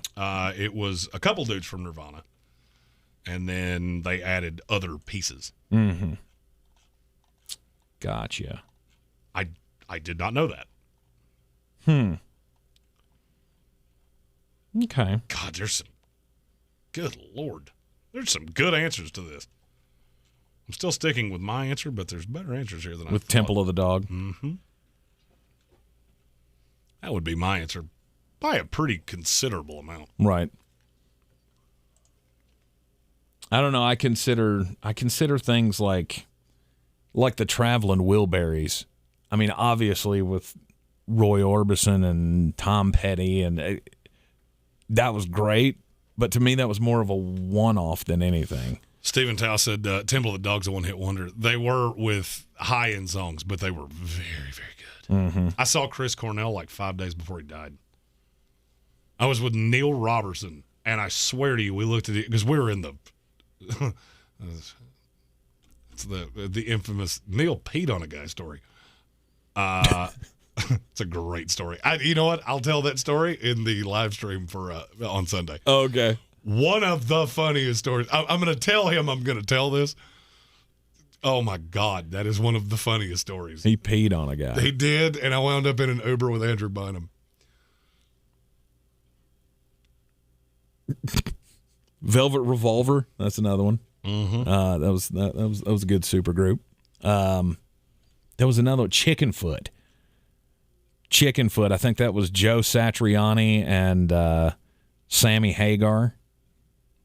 They were pretty good. By the way, obviously, since I said Temple of the Dog, Audio Slave would fall into that too. Mm-hmm. Basically, for me, anything Chris Cornell's in, I probably liked it. Yeah. I liked Velvet Revolver too. Mm-hmm. You said that, and I just kind of completely ignored you. But does the Linkin Park Jay-Z matchup count? No. I'm gonna go no. No, that doesn't count as a super group. Alex Majavi says best live concert, Dave Matthews Band, and I will agree with that. 100%. You don't like Dave Matthews, do you? It's not that I don't like. No, it's not that simple. It's not that because I like Dave Matthews. I like his live shows are phenomenal. I've heard that. I've never seen him live. Mm-hmm. I mean, because it's just a full ensemble. I mean, it's like a 12-piece band, and they are amazing. Same thing as the Eagles, not quite as much, but they will play forever. Oh, Stephen Tao said the Highwaymen. That's that is a phenomenal answer. Mm-hmm. He said it was Johnny. Lost my stream there.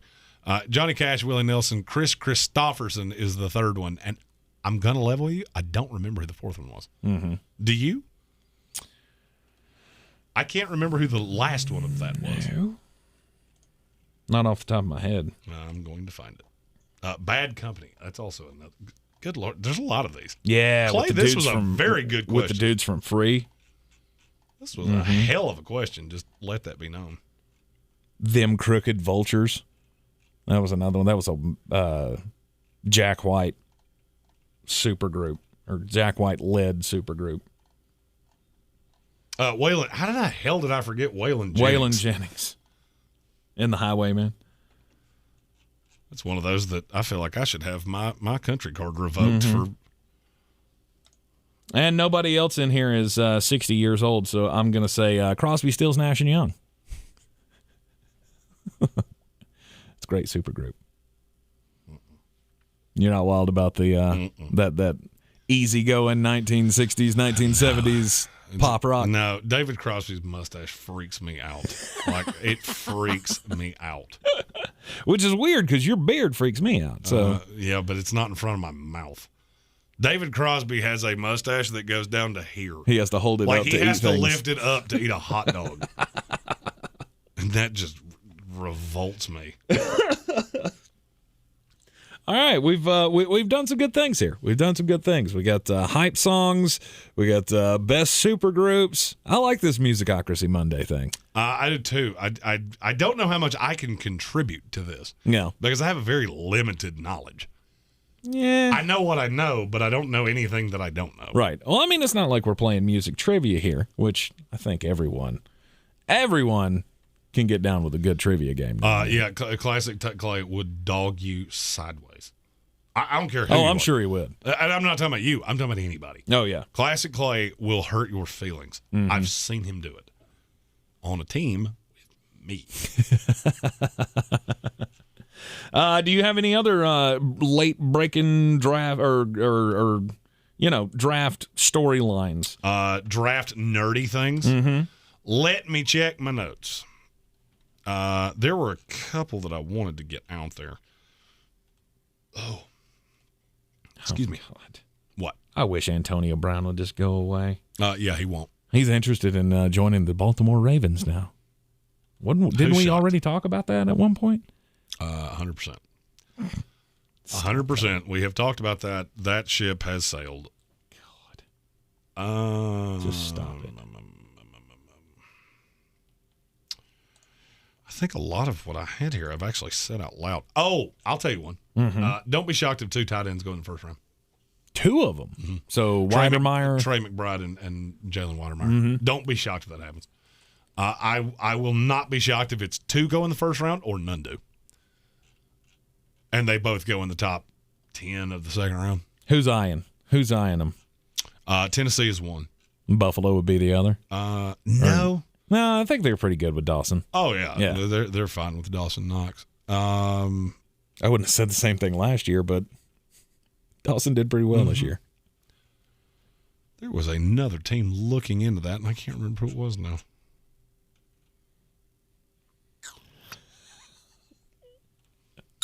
Rob Johnson gets a point. He brought up best documentary. The Wild and Wonderful Whites of West Virginia. I wish there was a pill bottle in here. You call that West Virginia mating call. The West Virginia mating call. Nice. Eric Miller said, if you get that trivia thing figured out, I'm going to get that trivia thing figured out. And we have there is a whole thing that goes into that of, down the line and of what, tracking scores and making it a long running game. Yeah. I love that idea. Yeah, we just have to figure out how to do it because there are servers that will do it through Facebook and YouTube Live, and they track the comments. I'm just not sure how much I trust that because I know how that algorithm works, and I don't want anybody to get screwed. Right. There are certainly ways to do it. Tao says he wants a 30 for 30 on the 08 Florida Gators. I think everybody does. I think if they don't do I that, saw I saw the Aaron Hernandez thing, and I was like, yeah, I think I'm good. I don't need to hear any more about his story. Oh, he would only be a part of that. Well, that team is mind-boggling. Right. Jesus Christ was the quarterback, and there were 18 convicted felons. Yeah, they had the chaplain, and the rest of the team was doing not good things. Right. And I wonder why Urban Meyer has a bad reputation. Because he's a jackass. That's the largest part of it. But yeah, we will be starting team individual 7-round mock drafts tomorrow. Goals to do 8 a day. They'll be about 5 minutes apiece. Mm-hmm. Like to keep them under 3, but don't look for that to happen. Yep. All right, I like that a lot. So, Musicocracy Monday. Let's see if we had any other groundbreaking. Oh, Frankie Cleary. Great comment. 7 Bridges Road. Oh, yeah. It's the greatest song ever. It's another song I like to get drunk and sing karaoke. I like to sing that song, but I wouldn't dare sing it in public. Oh, I've done it a bunch of times. Well, you have a better voice than I do. Might get drunk and sing that one Sunday too. That's right. We can do the sing along again. I was good with the sing along. That was fun. Yes. I can kind of hide my voice under your voice, and it actually doesn't sound too bad. You could carry it too better than I thought you could. Yeah. That one's tough to do. That's one of those that you're singing in the shower, and then you get halfway through it, and you go, "Yeah, I can't do the high part. Can't do that high part." That second verse where, what's his damn name? The little squirrely guy from the Eagles, Timothy B. Schmidt, where Timothy B. Schmidt goes high. And you're like, oh, I can't hit those notes. Can't do that at all. Oh, yeah, that's after the running like a child from the... Sorry. Yeah, that one. Can't do that one. Yeah, after you do Chris Stapleton enough times, you just go, you know what? How much scares me? I think of current artists, like popular artists right now, Chris Stapleton's probably the one that would be on my bucket list. And I'll be honest with you, it's probably one of mine. Yeah, I'm not talking like Rock and Roll Hall of Fame type acts. Like, he's one actively making music right now that I think I would probably shell out some money to see Chris Stapleton. Incredibly talented. If I could, a perfect show for me might be Chris Stapleton with Blackberry Smoke, just because I love those guys. I've probably seen them 7 times. I've seen them a couple times. They have one song I really like, and I can never remember what it is. Blackberry Smoke? Mm-hmm. I get in a mood to listen to them, and I'm like, hey, I can feel a good one coming on is a very popular song of theirs. Let me find that. Oh, shit, I don't know what it is. I don't know what it is. But nothing beats the best stoner song for me.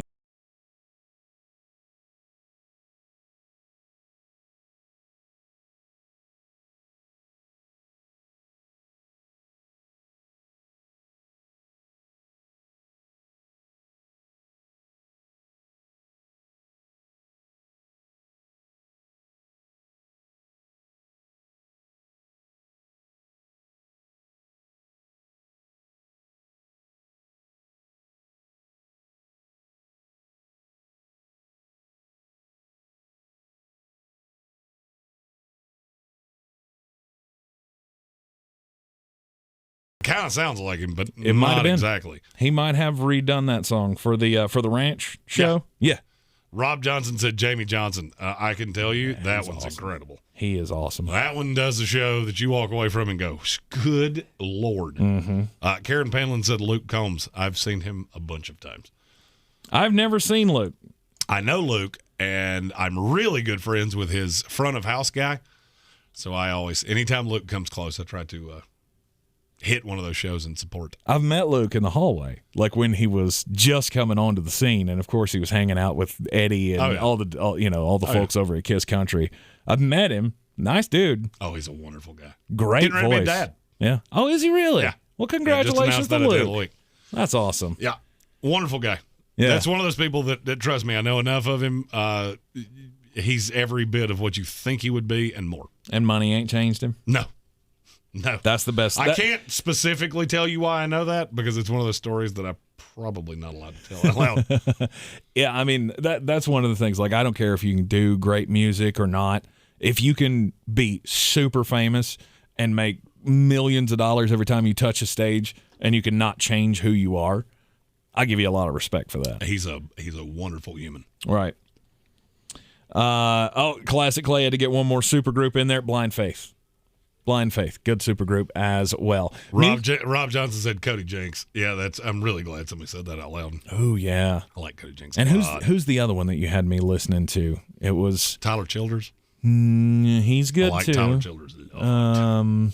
For some reason, I had it on the tip of my tongue, and it's just not Co-Wetzel. But you're in that ballpark. It's the other one that you haven't said. Well, that's the vast majority of what I listen to. Whiskey Myers. Whiskey Myers. Whiskey I like Myers. Whiskey Myers a lot. Oh, you get me a Chris Stapleton, Luke Combs, Whiskey Myers. Let's do that. Let's get that fest going. Yeah. We'll do it out in the field back here. I hope you have someone with real deep pockets financing that. Because that is a rather expensive show. We do. Patrick Holt. Patrick Holt's on it. He's the sugar daddy of the Sportsocracy, and we love him dearly. It'll be Sportsocracy Fest. Cowboys suck. First of all, it's one of my favorite YouTube names I've ever seen. Jimmy Westbrook Garoppolo versus Matthew Westbrook Stafford is going to be a good turnover machine. Could be right, because the two defenses are not bad. Yep. Could very well be. Eric Miller with one last Old Crow Medicine show. That's a good show. Put on a hell of a show. I saw them open up for Charlie Daniels at Memorial Stadium years back. Really? Yeah. They did a little one-off show. All right, so this was fun. We'll continue to do Musicocracy Mondays. Mock list draft Mondays as well. We'll probably do a lot of mock draft Mondays. Yes, coming up soon as well. Every Monday will be in some shape, form, or fashion a mock draft Monday going forward. All right, and we will be here for. And that's a perfect division of labor because I can do the mock draft stuff, and he can talk about the music, and I can sit here and go, one, they're good. Just like I do when you talk draft stuff. You're like, yeah, he's good. I didn't say that. I was going to leave that as assumed, but you did. You did. I mean, I think everybody knows that by now, right? Anyhow, we will be back with you for what? Tongue-in-cheek Tuesdays, or I feel like we need alliteration for every day of the week now. Well, we're gonna do Trivia Tuesday once it's all said and done. But I got to figure out the server. Yeah, a pain in the ass to make a slide for every one of these. Yeah. All right, we'll be back with you tomorrow afternoon at 3 o'clock on the ESPN Asheville side, of course, right here in the Sportsocracy on the YouTube stream. Thanks for everybody for hanging out with us once again this afternoon. Yes, we are excited, as you are, for the championship games coming up this week. We'll keep you up to date on all of the storylines leading up to the big day on Sunday when, yes, we will be doing both games, live reactions right here in the Sportsocracy. I'm Tank Spencer. He's Jeremy Greene. We're in the Wicked Weed studio, wickedweedbrewing.com. Drink different. We'll see you next time.